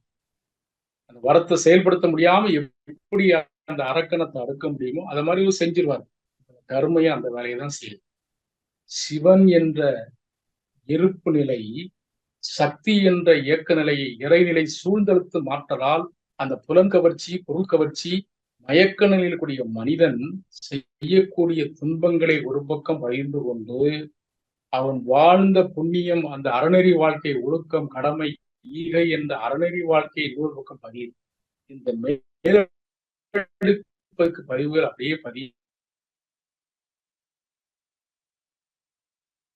பதிய அந்த செய்த பாவங்கள் ஒருத்தர் நம்மளை திட்டிக்கிட்டே இருக்காரு, நம்ம மேல விருப்பணர்ச்சியை காட்டாரு, சரியா ஒரு பதிவு கழிஞ்சிட்டு போகுது. ஒருத்தர் நம்மளை அடிச்சுட்டாரு, ஒரு துன்புறுத்துறாரு, ஒரு அவசூலால திட்டுறாரு, சரி பதிவு அவர் மூலம் கழியணும். பதிவு கழியுதுன்னு சொல்றாங்கல்ல. இந்த கர்மைய தூய்மை, எஸ்கேமையா அடிக்கடி சொல்லுவாங்க, கருமைய தூய்மை ஏற்படுத்த மாண்புமிக்க மனிதன். இப்ப சொல்லலாம், மனிதன் என்பவன் தெய்வமாகலாம், வாரி வாரி வழங்கும் போது வள்ளலாகலாம், வாழ்ந்த பின்பும் ஞானியாகலாம். ஞானி நமக்கு வேதாத்திரி மகிழ்ச்சி. கடவுள் என்பவர் கடந்து உள்ளே செல்ல செல்ல அந்த மன அலைச்சொல் வேகம், சாமி அடிக்கடி சொல்லுவாங்க, மன அலைச்சொல் ஏன் வச்சாங்கன்னா, மனிதனோட மனமானது அந்த அலை எப்படிலாம் வேகம் அடிக்கும், அது மாதிரி ஹை பிச்சுக்கு வரும். 14ல இருந்து 40 வரைக்கும் கோபத்தின் உச்சிக்கு போகும். அந்த 14 வயசுக்கு 14க்கு கீழே வரதான் அந்த அமைதி நிலை. நீ மௌனமாக இருக்கும் பொழுது இறைவன் உன்னிடம் பேசுகிறார். அப்போ என்ன அர்த்தம்னா, நமக்குள் இருக்கக்கூடிய அந்த இறைநிலை நாம் ஆழ்ந்த நிலைக்கு செல்ல செல்ல நாம் உணர முடிகிறது. அப்ப அந்த கருமையம் எவ்வளவு தெளிவா இருக்கணும். அந்த கருமத்தை தூய்மைப்படுத்தணும்னா என்ன வழி? பக்தி மூலமா தூய்மைப்படுத்துறது ஒரு முதல் படி. அதாவது ஐயப்பன் கோயிலுக்கு போகும்போது ஒரு 18 படி சொல்லுவோம். அந்த 18 படிகளுடைய நிலை என்னன்னா, ஒவ்வொரு படியும் ஒவ்வொரு நிலையை மனிதன் கடந்து மேல பெற வேண்டும். 18 படியிலிருந்து கடந்து மேல அந்த ஐயப்பனை பார்க்க போறாங்க. அந்த ஐயப்பன் என்பவர் நமக்கு எல்லாத்தையும் திறந்து, எல்லாத்தையும் மறந்து, மனதை ஒருமைப்படுத்தி, அவ்வளவு இன்பம், துன்பம், காடு, மேடு அனைத்தையும் கடந்து, முள்ளு, கல்லு எல்லாத்தையும் கடந்து, நீ அனைத்தையும் கடந்து வாப்பா, அப்பதான் இறைவனை உணர முடியும். அப்ப அந்த கஷ்டப்படும் போதுதான் ஏத்தி விடப்பா, இறக்கி விடப்பாங்கிற தன்னால அந்த வரி வரும். இதே மாதிரி ஒவ்வொரு புராணங்களில் விடக்கூடிய பாடல்கள் பார்த்தீங்கன்னா எங்கேயுமே இறைவனை உருவப்படுத்தவில்லை. நம்ம சொல்லக்கூடிய அந்த மூலாதாரம், சுவாதிஷ்டானம், மணிபூரகம், அநாதகம்ங்கிற ஒவ்வொரு சஷ்டி கவசத்திலிருந்து எல்லா பாடல்களையும் கொடுக்கப்பட்டிருக்கு. சாமி என்ன சொல்றாங்கன்னா, விளக்கம் கொடுக்கல, இந்த வரியை திருப்பி திருப்பி படிங்க, உங்களுக்கு நல்லா வரும், ஞானம் வரும்ங்கிற சொல்லிட்டாங்க. அப்போ இது ஏன் அப்படின்னா, 14 வயசு வரைக்கும் ஆரம்ப கால சாதகர்கள் என்ன செஞ்சாங்கன்னா, 14 வயசு வரைக்கும் நமக்கு என்ன செஞ்சாங்க, கோயில்களுக்கு கொண்டு சென்றாங்க. இந்த கோயிலுக்கு கூட்டி செல்லும் போது நமக்கு நிறைய விஷயங்களை கொடுக்க முடிஞ்சது. ஆனா இன்றைக்கு அந்த கோயில்கள் எல்லாம் போய் போய் படிப்படியாக உயர்ந்தனாலதான் இன்றைக்கு அந்த 14 வயசுக்கு மேல நமக்கு தீட்சை கொடுக்கும் போது அவங்களுக்கு நிறைய நிலையை உணர முடியும். அந்த நம்ம ஃபார்முலா ஃபுல்லப் பண்ணும் போதே 14 வயசு ஆச்சான்னு கேட்கணும். ஏன்னா 14ங்கிறது மன உளைச்சல் வேகம் குறையக்கூடிய 2 நிலையை எடுத்துக்கலாம். 14 வயசுங்கிறது ஒண்ணு, 14ங்கிறது மன உளைச்சல் வேகம் குறைஞ்ச நிலை. அப்ப அந்த குறைஞ்ச நிலையில கொடுக்கும் பொழுது மனிதனுக்கு நல்ல ஒரு ஆனந்தத்தை உருவாக்கும். ஆகவே இந்த கடவுள் என்பதை உணர்ந்து கொண்டோம், கருமையம் என்பதையும் தெரிந்து கொண்டோம். நமக்குள் கூடிய கருமையம் உடல் அழிகிறது, கருமையம் அழிவதில்லை. ஆனால் கடவுளும் கருமையமும் ஒன்றுதான். இந்த நிலையை நாம் வேறுபடுத்தி பார்க்க வேண்டாம் என்று சொல்லி, இந்த இனிமையான காலை பொழுதில் அருள் தந்தை தத்துவஞானி வேதாத்ரி மகிழ்ச்சியருடைய ஆற்றலோடும் அவருடைய வழிகாட்டுதலோடும் அவருடைய குருவுடைய அருளாலும் என்ற உயர்ந்த சிந்தனையை எனக்கு தெரிந்த அளவுக்கு தங்களிடம் பகிர்ந்து கொண்டிருக்கிறேன். இதில் ஏதும் குற்றம் குறை இருந்தாலும் அதை நீங்கள் அழகாக சொல்லலாம். அடுத்த தேதி வரும்பொழுது இன்னும் கொஞ்சம் இந்நிலையை மேம்படுத்திக் கொள்வேன் என்று சொல்லி வாய்ப்பளித்த தகவல் தொழில்நுட்ப துறைக்கும், தகவல் தொழில்நுட்ப இயக்குனர், ஸ்மார்ட் இயக்குனர், உலக சமுதாய சேவா சங்கத்தினுடைய தலைவர் மதிப்புக்கு மரியாதைக்குரிய எஸ்.கே. மயிலானந்தம் ஐயா அவர்களுக்கும், வாய்ப்புக்கு நன்றி கொடுத்த அனைத்து நல்ல உள்ளங்களுக்கும், என்னோடு பயணித்த அனைத்து இருபால் மையன்களை வாழ்த்தி வணங்கி வாழ்க வளம் என்று வாழ்த்துகிறேன். வாழ்க வளமுடன், வாழ்க வளமுடன், வாழ்க வளமுடன். நாம் இப்பொழுது கேள்வி பதில் நிகழ்ச்சிக்கு செல்ல இருக்கின்றோம். முதல் அன்பராக அருள்நிதி எஸ். வளர்மதி அம்மா அவர்கள். வாழ்க வளமுடன். வாழ்க வளமுடன். வளர்மதி அம்மா வாழ்க வளமுடன், பேசுங்கம்மா. வாழ்க வளமுடன் அம்மா. நன்றி. கேக்குதுங்களாம்மா? கேக்குதுங்கம்மா. வாழ்க வளமுடன். வாழ்க வளமுடன் ஐயா. வாழ்க வளமுடன்மா. வாழ்க வளமுடன். சிறப்பாக இருந்தது ஐயா. கடவுளும் கருமையும் உங்கள் உரை. எனக்கு ஒரு சந்தேகம் என்னன்னா, இப்ப கடவுளும் கருமையும் ஒண்ணுன்னு சொன்னீங்க நீங்க. அப்ப மனசாட்சின்னு சொல்றோம் இல்லைங்களா? எல்லா சாட்சியும் அழிச்சுலாம் மனசாட்சி. ஆமா ஆமா, மனசாட்சி. அப்ப கருமையும் மனசாட்சியும் வெவ்வேறா இல்ல? இல்ல, ரெண்டும் ஒண்ணுதானே. தெய்வத்தின் சாட்சி தான் மனசாட்சி. ஒரு படத்துல ஆண்டவன் அறிவதில்லை, உள்ளத்தின் உள்ளம் மனசு சாட்சின்னு சொல்றாங்க. அப்போ தெய்வத்துக்கு சாட்சி எது? மனம்தான் சாட்சி. அந்த மனம் கர்மயமாக இருக்கிறது. அந்த கர்மயத்துல இருந்தா உயிராக பரிணாமம் வரும்போது மனசாட்சிங்கிறது கர்மயத்துல கூடிய பதிவு தான். இப்ப மனசாட்சி வேற, தெய்வ சாட்சி வேற. தெய்வம் வேற, கர்மயம் வேற இல்லைங்களா? நம்ம என்ன பதிஞ்சிருக்கிறோமோ அந்த தெய்வத்தினுடைய அனுகிரகத்தினாலதான் அந்த நமக்கு மனசாட்சிப்படி நடக்கிறோம் அப்படிங்கிற பண்பு எப்படி வருதுன்னா, கர்மையும் தூய்மை அடையும் பொழுதுதான் இந்த பண்பு ஏறு.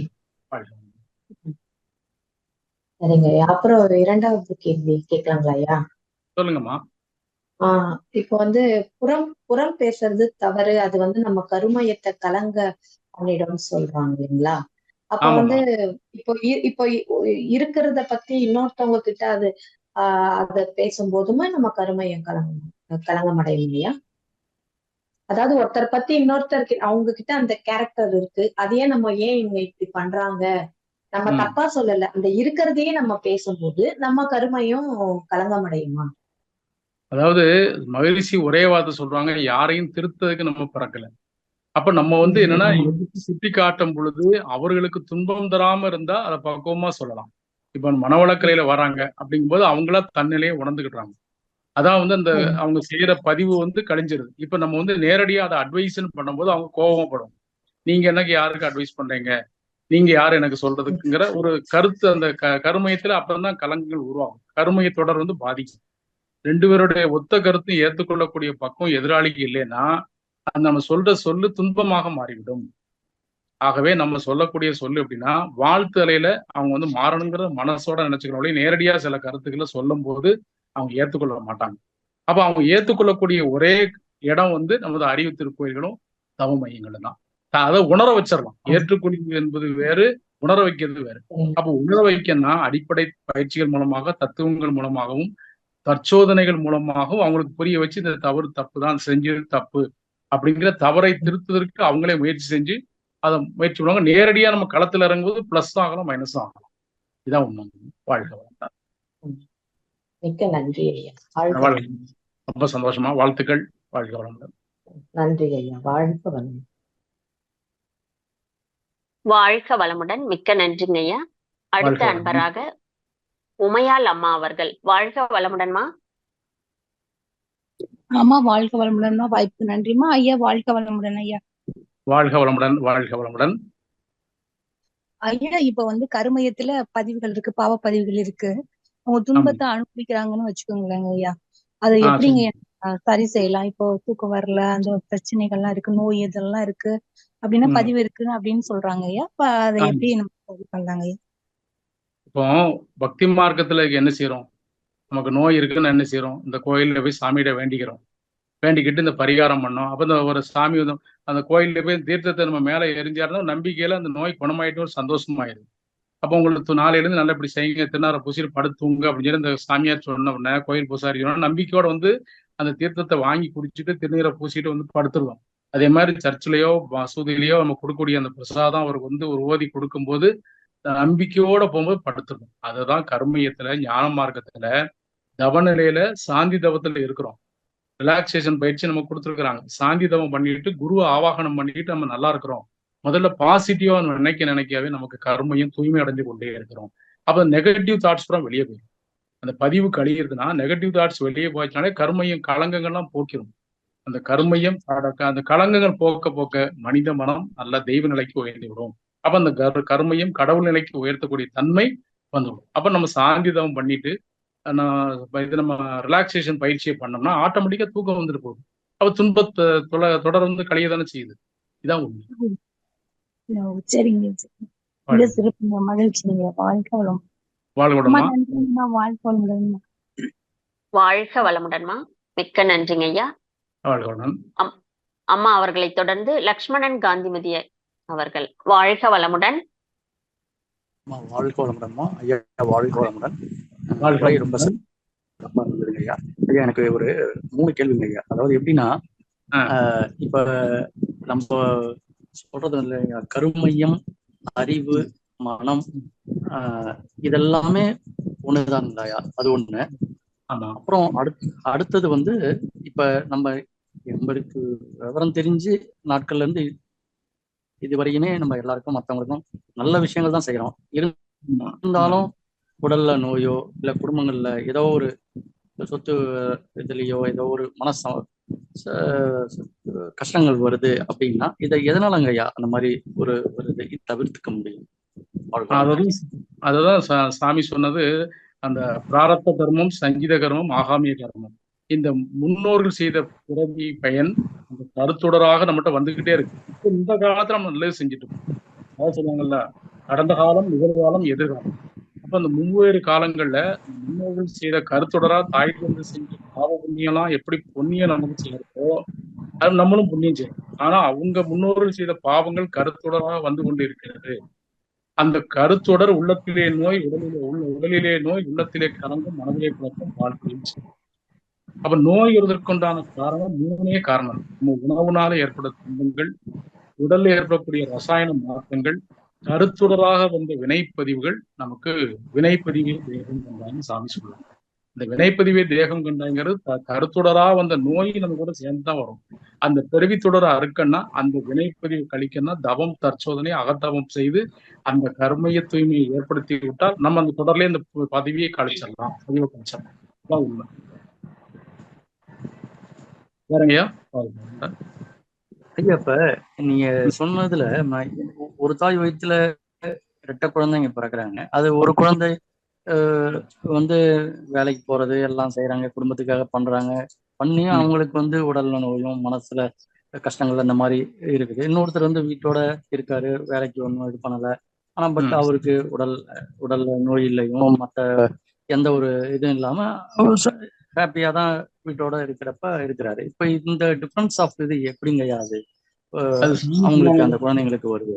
அந்த அதாவது தாய் தந்தை அந்த அவங்களுடைய சேர்ந்த வாழ்க்கை நிலை ஏற்படக்கூடிய அந்த கருவானது ஒரு சனப்பொழுதுல இந்த 2வது கரு உருவாகக்கூடிய அந்த கால நேரம் வந்து ஒரு சில சனப்பொழுதுல மாறும். 2 ஒரே டயத்துல பிறந்திருக்காது. ஆனா ரெட்டை பிறவின்னு சொல்ல 2 அட் டயத்துல வெளியே வருவதற்கு வாய்ப்பு இல்லை. ஒண்ணுக்கு பின்னால ஒண்ணு வருது. அப்ப அந்த முதல்ல வந்த குழந்தை வந்த பிறவியினுடைய அந்த அந்த அந்த டைம் காலம் 2வது குழந்தை வரக்கூடிய, அதாவது சில இதுல பாத்தீங்கன்னா இந்த குழந்தை அழுதா அந்த குழந்தையும் அழும். சாமி 2 குழந்தையில வரும். ஒரு சின்ன வேறுபாடு இருக்கத்தான் செய்யும். இது சிரிச்சு சந்தோஷம் இருந்தா அதுவும் சிரிக்கும். இப்படி சில ஒற்றுமைகள் நிறைய இருந்தாலும் ஒரு சில வேறுபாடு இருக்கத்தான் செய்யும். இப்ப எங்களுடைய அலுவலகத்திலே எங்களுடைய தலைவராக இருந்தவர் வந்து அண்ணன். அவர் வந்து ஒருத்தர் விவசாயம் மட்டுமே பண்ணிட்டு கொஞ்சம் கோயில் இது மாதிரி போவார், இன்னொருத்தர் வந்து வக்கீலா இருக்காரு. அவர் கோபம் ரொம்ப இருக்கும். ஆனா 2 பேரும் முகஜாட ஒண்ணா. ஆனா உடம்பு ஹைட்டு தான் கொஞ்சம் வித்தியாசம். ஃபேஸ் இம்ப்ரெஷன், கைகால் எல்லாமே அசைவு எல்லாம் அதே மாதிரி இருக்கும். சேம் இம்ப்ரெஷன் தான். ஆனா ஒரே இது, அவர் வந்து வக்கீலா இருக்காரு, இவர் விவசாயி. அப்ப அந்த வேறுபாடு எப்படி கண்டுபிடிக்கும்னா, ஒரு சனப்பொழுது இவர் கோபப்பட மாட்டார், அவர் கோபம். அதான் 2 பேருக்கும் ஆன்மீகம் இருக்கு, எல்லாமே இருக்கு, யாருக்கும் துன்பம் தர மாட்டாங்க. அந்த ஒரு சில குணாதிசயங்கள், அதான் சொல்லுவாங்கல்ல, இப்போ கணவன் வந்து கோவப்படாம இருக்காரு, மனைவி கோவப்படுறாங்க. அப்ப அது 2 உயிர் கலக்கும் போது யார் அதிகமாக கோவப்படுறாங்களோ அந்த தன்மை கூட ஒரு குழந்தையுடைய கர்வம் பாருங்க. இதான் உண்மை. நம்ம கையில எதுவுமே இல்லை, எல்லாமே இயற்கையினுடைய அமைப்பு. சாமி சொல்ற மாதிரி துல்லிய சமதள சீர்மைன்னு சொல்லுவாங்க. அந்த துல்லிய சமதள சீர்மைங்கிறது அந்த நிர்ணயிக்கக்கூடிய தன்மை எல்லாமே கடவுள் தான். அந்த கடவுள் பரிணாமம் பெற்று வரும் பொழுது இன்பம், அந்த சந்தோஷமான அந்த அந்த உறவு முறைகள் சந்தோஷமா இருந்து அந்த கரு ஜனிக்குதுன்னா அந்த குழந்தை ஆனந்தமா சந்தோஷமா நோய் நொடி இல்லாம இருக்கும். அதுல சின்ன பிணக்குகள், கணவன் மனைவிக்குள்ள சின்ன பிணக்குகளோடு அந்த கருத்தை அறுத்துட்டாங்கன்னா அந்த பிணக்குகள் துன்பமாக உடல் ரீதியாக, மன ரீதியாக, உடல் ஊனமுற்றோ, அதாவது மூளையில பாதிப்பு, அரைகுறை மூளை வளர்ச்சி இல்லாமலோ பல துன்பங்களா மாறும். இது அந்த ஒரே, அதாவது இப்போ 2 இதே எடுத்துக்கோங்க, ஒட்டுண்ணி ஒரு இளநீ இருக்குது, சாதாரண இளநீ இருக்கு. ஆனா 2 இளநீ தான். இதுக்கு உண்டு சின்ன சின்ன வேறுபாடுகள். அது மாதிரிதான் உருவமைப்பு, கருவமைப்புன்னு சொல்றாங்க. இந்த உருவமைப்பு, கருவமைப்புல ஏற்படக்கூடிய சனப்பொழுதுல ஏற்படக்கூடிய மாற்றங்கள் இந்த மாற்றத்தை உருவாக்கும். வாழ்க வளமுடன். அப்ப ஐயா இந்த கேட்டேன்ல, சொல்லுங்க. அறிவு, மனம், கருமையம், இது வித்தியாசங்க ஐயா? இது ஒண்ணுதானுங்களா ஐயா? அறிவு வேற, மனம் வேற. அறிவு என்பது 6வது அறிவு படைத்ததான் மனம். அப்போ உயிரின் படக்கநிலை தான் மனம். அப்போ உயிர் படக்கநிலை மனமாக இருப்பது, மனம் அறிவாக இயங்கிக் கொண்டிருக்கிறதா சொல்லி. பரிணாமம் தான், எல்லாமே ஒண்ணு. பேரு தான் வேற வழிய. இப்ப இறைவனுக்கு என்னெல்லாம் பேர் வச்சிருக்கோம்? கடவுள், ஆதி, அனாதி, அல்மைட்டி ஆஃப் காட் அப்படின்னு பேரை வச்சிருக்க ஒழிய அந்த அறிவின் உயிர், அது அறிவு உயிராக மனமாக இயங்கிக் கொள்கிறது. உடல், உயிர், மனம், ஜீவகாந்தம்ங்கிற சொல்லும் போது அந்த 6வது இருக்க போதுதான் அறிவு தான் பரிணாமம் பெற்று மனமாக இருக்கிறது. மனம் வந்து அந்த நிலையிலே மாறும். இதான் 3 ஒண்ணுதான், பேர் தான் மாற்றம். அந்த 6வது இருக்க உள்ளவங்களுக்கு புறமே மனம் இருக்கும். அந்த 6வது அறிவு இருக்க மனம் தான். இப்ப வந்து விலங்கினங்களுக்கு 5 அறிவு. அதை வந்து என்ன செய்யணும், அதுக்கு சாப்பிட தெரியாது, எல்லாமே அதை தேடி கொண்டுதான் சாப்பிடும். நமக்கு வேண்டியதை தேடி இது பண்ணிக்கிறோம். நமக்கு ஒரு தற்காத்து கொள்ளக்கூடிய பக்குவம் இருக்குது, ஒரு வருமுன் காக்கக்கூடிய ஆற்றல் இருக்குது. அப்ப மனம் என்ன சொல்லுது, இந்த மாதிரி ஒரு இந்த மாதிரி இயற்கை சட்டம் வருது, போகாதுங்கிறது. அந்த அறிவு மனமாக பரிணாமம் பெற்று வருது. இன்னொன்னு என்ன சொன்னீங்க? அறிவு, மனம், ஐயா கருமையம். கர்மயத்துல பதிஞ்ச பதிவு தான் மூளை செல்களுக்கு போகும். அறிவு, மனம் என்பது மூளை செல்கள். அந்த மூளை சேர்க்கத்துக்கு இயக்கம் கொடுக்கிறது கர்மயம். அந்த கர்மயத்திலிருந்து மூளை செல்களுமா பதிஞ்சு கர்மயத்துக்கு வருது. அதே மாதிரி கர்மயத்தொடர்ல இருந்து மூளை செல்களுக்கு போய் கமாண்ட் கொடுக்குது, இப்படி காத்துக்கோ அப்படின்னு சொல்லி ஒரு ப்ரிகாஷன் கொடுக்கக்கூடியது கர்மயத்தினுடைய வேலை. அதை செயலாக்குறது அறிவும் மனம். கருமையத்தில் உள்ளதை செயல்படுத்துறதுதான் மூளை செல்கள். அந்த மூளை செல்களா இருக்கக்கூடிய இயக்கம் அறிவு மனமாக இயங்கும். வாழ்க வளம். சரிங்க ஐயா, வாழ்க வளமுடன் ஐயா. இப்ப இதுல வந்து மனசுல வந்து செய்யன்னு சொல்ற விஷயம், அறிவுக்கு வந்து செய்ய வேணாம்னு சொல்ற எண்ணங்கள் வந்து வித்தியாசப்படுதுங்களா ஐயா? ஒரு செயலே இருக்கட்டும், இந்த இதுக்கு கட்டளை வந்து இது செய்யலாம், இது செய்ய வேணாம் அப்படின்னு மனது வந்து செய்யன்னு சொல்லுது, அறிவு வந்து செய்ய வேணாம்னு சொல்றது. இப்ப இதை வந்து எதங்கய்யா நம்ம வந்து சரின்னு எடுத்துக்கிறது? ஏன் வித்தியாசப்படுது? எல்லாம் ஒண்ணுன்னு சொல்றோம், வித்தியாசப்படுறதுக்கு காரணம் என்னங்க ஐயா? அந்த வித்தியாசப்படுத்தக்கூடிய தன்மை யார்ட்ட இருக்கு? நம்மகிட்ட தானே இருக்கு, மனிதன்கிட்ட தான் இருக்கு. நம்மகிட்ட தானே மனம் இருக்கு, அறிவு இருக்கு. இப்போ வேற ஒண்ணும் இல்லைங்கய்யா, நீங்க சொல்ற வரையில இப்போ ஒரு ஆலயத்துக்கு செல்றோம், நம்ம மனசு என்ன சொல்லுது, போய் நம்ம வந்து பைக்கை பூட்டாம வந்துட்டோம், அப்போ வந்து யாரும் தூக்கிட்டு போயிடுவாங்கன்னு மனசு சொல்லுது. அறிவு என்ன சொல்லுது, நீ இறைவனை முழுமையா உன்னை ஒப்படைச்சாச்சுன்னா எல்லாமே உனக்கு சதம் இல்லை, நீ இங்கேயே இரு அப்படின்னு சொல்லி அறிவு சொல்லுது. ஆனா மனம் வந்து அலையும். மனதை அறிய நினைத்தால் அறிய முடியாது, அடக்க நினைத்தால் அடக்க முடியாது, அதை அறியணும். அப்ப அடங்கக்கூடாத மனம் வெளியில போற மாதிரி அந்த அறிவுன்னு சொல்லுது, ஒரு நிலையை தாண்டி போகாதுன்னு அறிவு எச்சரிக்கை கொடுக்குது. இதுதான் உதாரணமா எடுத்துக்கிட்டோம்னா, இப்போ அறிவு வந்து நீ வந்து உள்ளதான் இருக்கணுங்குது, மனசு இல்லை வெளியே போயிட்டு வருது. அப்ப வெளியில போகும்போது நம்ம உடல் இங்க இருக்குது, அதான் இணைப்புன்னு சொல்லுவாங்க, உடலுக்கும் மனதுக்கும் உறவு காத்தல், இனிமை காத்தல். அப்போ அந்த அந்த அந்த நம்ம நினைக்கக்கூடியது, பைக்கில் உள்ள சாவியை போட்டு பைக் யாராவது தூக்கிட்டு போயிட்டாங்கன்னு நினைச்சா அந்த மனசு சொல்றது அந்த அறிவுக்கு சொல்லும், இல்ல பைக் அங்கதான் இருக்கு. ஆனா நம்ம எண்ணம் மனம் அப்படியே சொல்ல சொல்ல கடைசியில் பார்த்தா உண்மையிலேயே பைக் எடுத்து யாராவது போயிருப்பாங்க. இதாங்க மனதுக்கும் அறிவுக்கும் வித்தியாசம். மனம் ஒருமைப்படுத்தணும். ஒருமைப்படுத்தி மனதை ஒருமைப்படுத்தும் போது உடல் இயக்கம் மன இயக்கம் ஒன்று சேர்ந்து நமக்கு இறைவனை காணலாம். ஆனா அந்த மன இயக்கம் அறிவு சொல்றதையும் கேட்காம வெளியே போகும்போது நமக்கு ஒரு வெறுப்புணர்ச்சி வந்துருது. அப்ப அந்த மனதின் பரிணாமம் அறிவாக மலர்ந்துதான் இருக்குது. மனம் வேற அறிவு வேற. உடல் இயக்கம் மன இயக்கங்கிறது உடல் இயக்கம் நின்றுவிடும், ஆனா மன இயக்கம் நிற்காது. அந்த மன இயக்கம் தான் அறிவாக இருக்குது. இதான் உண்மையான வழக்கம். தெரியுதுங்க ஐயா. இப்ப நம்ம ஒரு செயல் செய்யறோம், அதை சரியான செயலா எடுத்துக்கிறப்ப அது நல்லபடியா சரியான விஷயங்களா முடியணும்னா மனது சொல்ற இடக்கூடிய எண்ணங்களை எடுத்துக்கிறதா, அறிவு சொல்லக்கூடிய எண்ணங்களை எடுத்துக்கிறதாங்கிறப்ப அதுல நம்மளுக்குள்ளே ஒரு போராட்டங்கள் வருதுங்களா ஐயா? அதை எப்படிங்க சமாளிக்கிறது, சரி பண்றது? அது பக்தி மார்க்கத்துல அந்த குழப்பம் வரும், ஞான மார்க்கத்துல குழப்பம் வராத. ஞான மார்க்கத்துல சாமி சொல்லுவாங்கல்ல, கணவன் மனைவிக்கு இடையே சண்டை நடந்துன்னா யாரு அறிவாளிகளா இருக்காங்க அவங்க தான் ஜெயிப்பாங்க, அறிவாட்சி திறன் மிக்கவர்களாம் ஜெயிக்க முடியும் தெரியும்.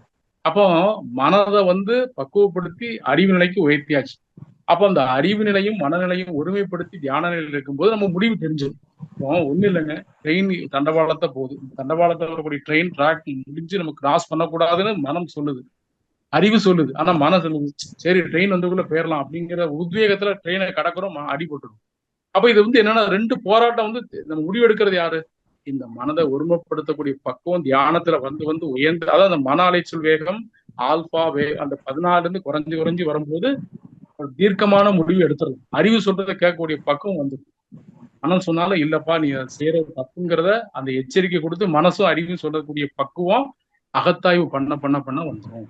அகத்தவம் பண்ணி அகத்தாய்வு பண்ணும்போது நீங்க சொன்ன மனக்குழப்பங்கள் நீங்க நான் சொல்ல, உடலிலே நோய் உள்ளத்திலே களங்கம், வாழ்க்கையில் சிக்கல், மனதிலே குழப்பம். இந்த மனதில் உள்ள குழப்பத்தை நீக்கக்கூடிய பக்குவம் எங்க வருதுன்னா அகத்தவம் அகத்தாய்வு.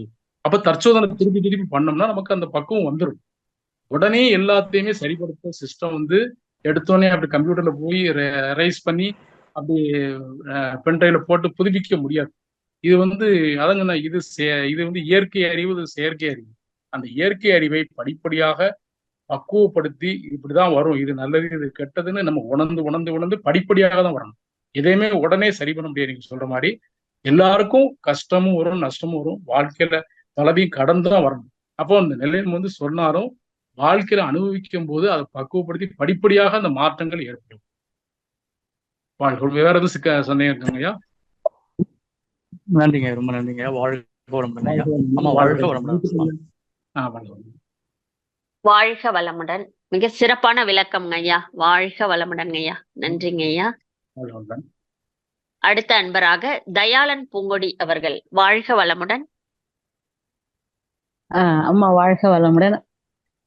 ஐயா வாழ்க வளம். நல்ல சிறப்பான விளக்கங்களை நல்லா அருமையா கொடுத்தீங்க ஐயா. கேள்வி கேட்கறதுக்கு எங்களுக்கு எல்லா கேள்விக்கும் ஆன்சர் அடுத்த அன்பர்கள் மூலமாவே நாங்க தெரிஞ்சுக்கிட்டோம் ஐயா. ரொம்ப நல்லா இருக்குது ஐயா, ரொம்ப அற்புதமான கருத்துங்க ஐயா.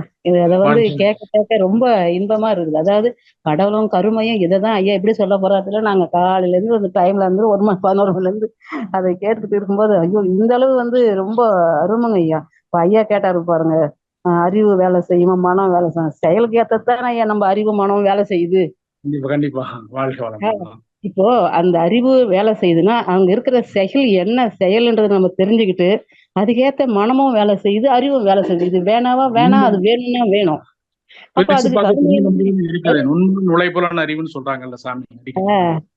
அப்போ உண்மையிலே அது கருமை எவ்வளவு இதுவா வேலை செய்யுது. நீங்க ரொம்ப எங்களுக்கு அற்புதமா கொடுத்துங்க ஐயா. ரொம்ப ரொம்ப நன்றிங்க ஐயா. வாழ்த்துங்கள் ஐயா. அம்மா வாழ்க வளமுடன்மா. வாழ்க வளமுடன்மா. மிக்க நன்றிங்க ஐயா. அடுத்த அன்பராக மீண்டும் உமையால் அம்மா அவர்கள், வாழ்க வளமுடன்மா.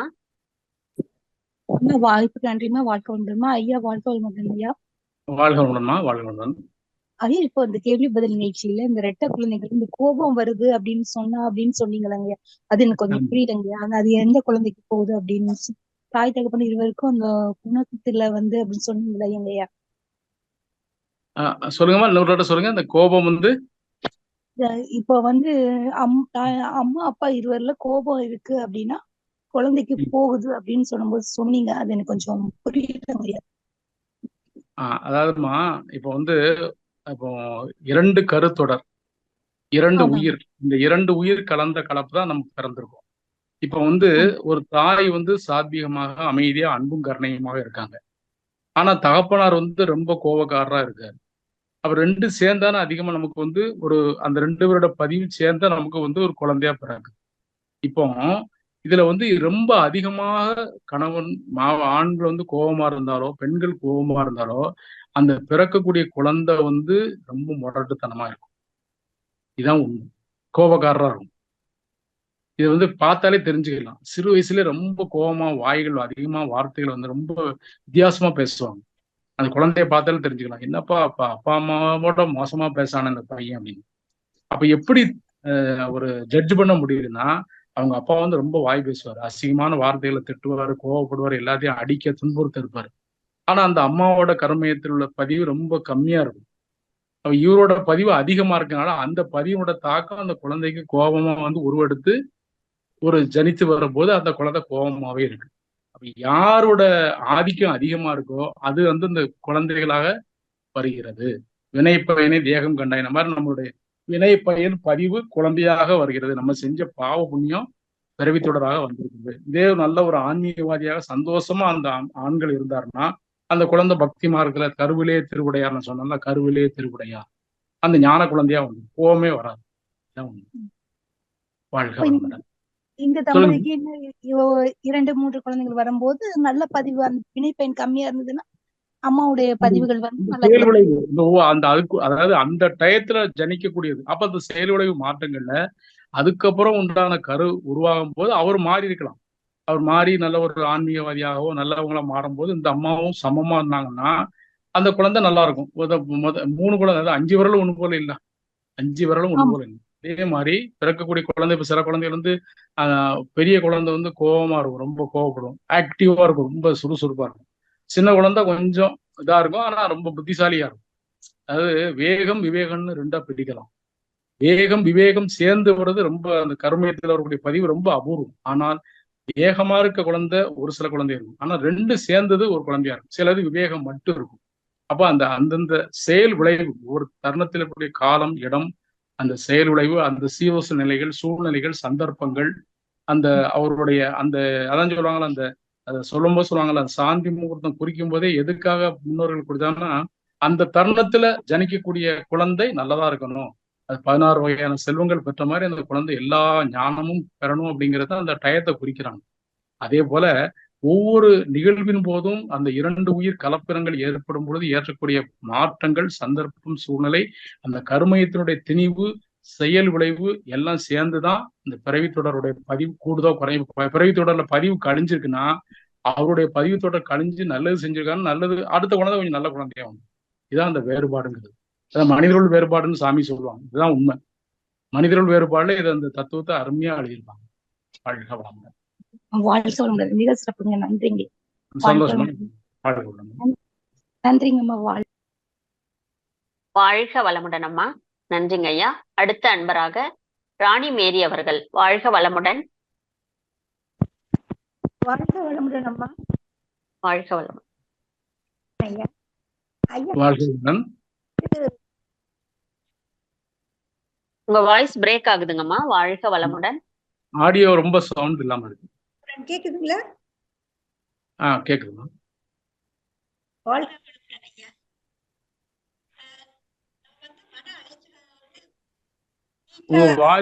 வாய்ஸ் ரொம்ப லோ ஆயிட்டுமா? மன அலைச்சூழலை பீட்டா, ஆல்பா, தீட்டா, டெல்டான்னு சொல்லி மெஷர்மென்ட் பண்றோம்யா. அறிவுக்கு அந்த மாதிரி ஏதாவது இருக்குதாங்கய்யா? என்னம்மா? மன அலைச்சூழல் கேக்குதாங்க? கேக்குது, இப்பதான் கேக்குது. சொல்லுங்கம்மா. மன அலைச்சூழலை நம்ம பீட்டா, ஆல்பா, தீட்டா, டெல்டான்னு சொல்லி நம்ம மெஷர்மென்ட் பண்றோம் இல்லைங்க? ஆமா. அறிவு அந்த மாதிரி ஏதாவது மெஷர்மெண்ட் பண்ற மாதிரி அந்த மாதிரி நம்ம ஏதாவது இருக்குதாங்க? அதாவது ஒரு தத்துவத்துல சொல்லுவாங்க, அறிவுக்கு வேலை கொடுப்பாங்க. அந்த அறிவுக்கு வேலை கொடுப்பதுதான் நமது கடமை. அறிவுக்கு வேலை கொடுக்கும் போது அந்த மனம் என்ன சொல்லுதோ அந்த கர்மையமும் மனமும் சேர்ந்து சொல்லும் போது அறிவு அமைதி நிலைக்கு வரும். அந்த அறிவு அமைதி நிலைக்கு வந்தாதான் மனமும் அமைதி நிலைக்கு வரும். அந்த ஆல்பா பீட்டா டீட்டா வேல்யூஸ்ல மனம் வந்து அமைதியா இருக்கும்போது அறிவு அப்படியே ஆழ்ந்த நிலையில இருக்கும். இப்போ தவ நிலையில நம்ம ரொம்ப ஆழ்ந்த நிலைக்கு செல்லும் பொழுது அறிவும் மனமும் சேர்ந்து இயங்கினாதான் அந்த அந்த வேவ்ஸ், அந்த அலைச்சுழல் வேகம் அதிகமாகி பிட்யூட்டி கிளாண்டும் பீனியன் கிளாண்டும் இயக்கம் வரும். இதுதான் உண்மை. அப்போ மனம் அந்த அலைச்சுழல் வேகம் குறையும் போது அறிவும் வந்து இயங்க ஆரம்பிச்சிடும்.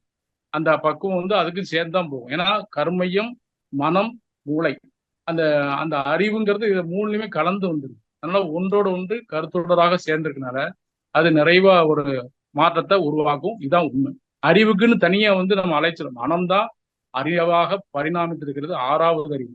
அந்த 6வது அறிவு சிந்திக்கக்கூடிய ஆற்றல். சிந்திக்கக்கூடிய ஆற்றல்ங்கிறது மனம் பக்குவம் அடையும் போது சிந்திக்கக்கூடிய ஆற்றல் நமக்கு கிடைச்சது.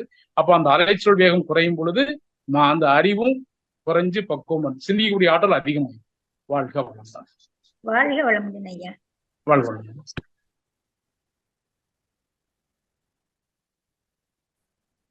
வாழ்க வளமுடன். அடுத்த அன்பராக நாகலட்சுமி அவர்கள். வாழ்க வளமுடன்.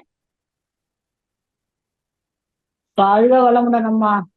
வாழ்க வளமுடன் ஐயா. ரொம்ப சிறப்பு, நல்லா இருந்துச்சு.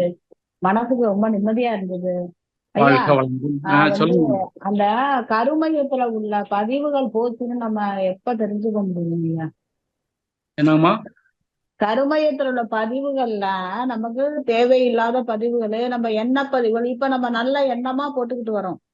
ஆமா ஆமா. இப்ப வந்து அந்த பதிவு கழிஞ்சதுன்னு நம்ம வந்து எப்படி தெரிஞ்சுக்க முடியும் ஐயா? எப்படி தெரிஞ்சுக்கலாம்னா ஒரே வரின்னு கேட்டீங்கன்னா, போதுங்கிற வாழ்க்கையில வந்து போதுங்கிற பக்குவம் வந்துடும்.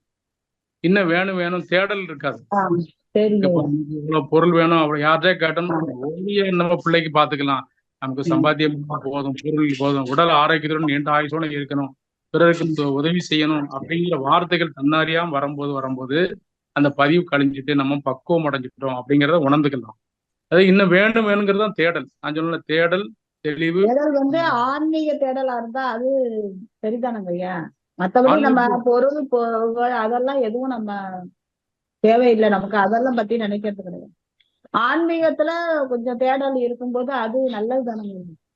ஆன்மீக தேடலுக்கு நல்லதுதான். அது வந்து நமக்கு விளக்கம் கிடைச்சிருச்சுல, விளக்கம் கிடைச்சு அதை வந்து அதாவது மனவளக்கலை என்பதே ஒரு கடல் தான். அந்த கடல் ஆன்மீக கடல். ஆமா, ஆன்மீக கடல். அது நிறைய விஷயங்கள் உள்வாங்கிக்கலாம், அதுல தப்பே கிடையாது. இதுல பதிவு வந்து கருமையும் தூய்மை அடைஞ்சு கொண்டே இருக்குது. இந்த இடத்துல வார்த்தைகள் வந்து கருமையும் பதிவுலாம் கழிஞ்சு கருமையும் தூய்மைப்படுத்தப்படுகிறது. கருமைய தூய்மைன்னு சாமி அடிக்கடி சொல்லுவாங்க. அந்த கருமையும் தூய்மை அடைந்து கொண்டே இருக்கிறது.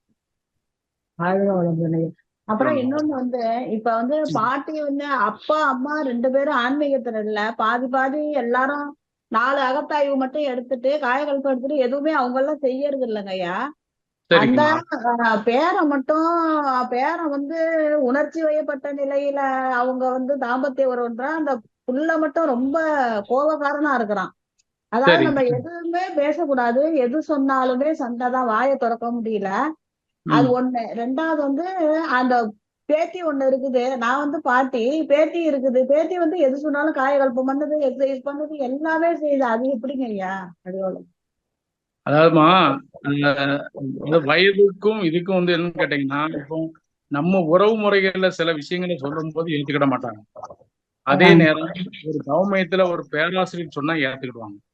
நம்ம வந்து என்ன, நம்ம பேரம் பேத்தி நல்லா இருக்கணும் ஒரு உத்வேகத்துல கொஞ்சம் வார்த்தைகளை சொல்லி, நீ இப்படி இருந்து இவ்வளவு தூரம் பயிற்சி எடுத்திருக்கே, நீ திருந்த மாட்டியான்னு ஒரு வார்த்தை விட்டுட்டோம்னா அவங்களுக்கு கோவம்.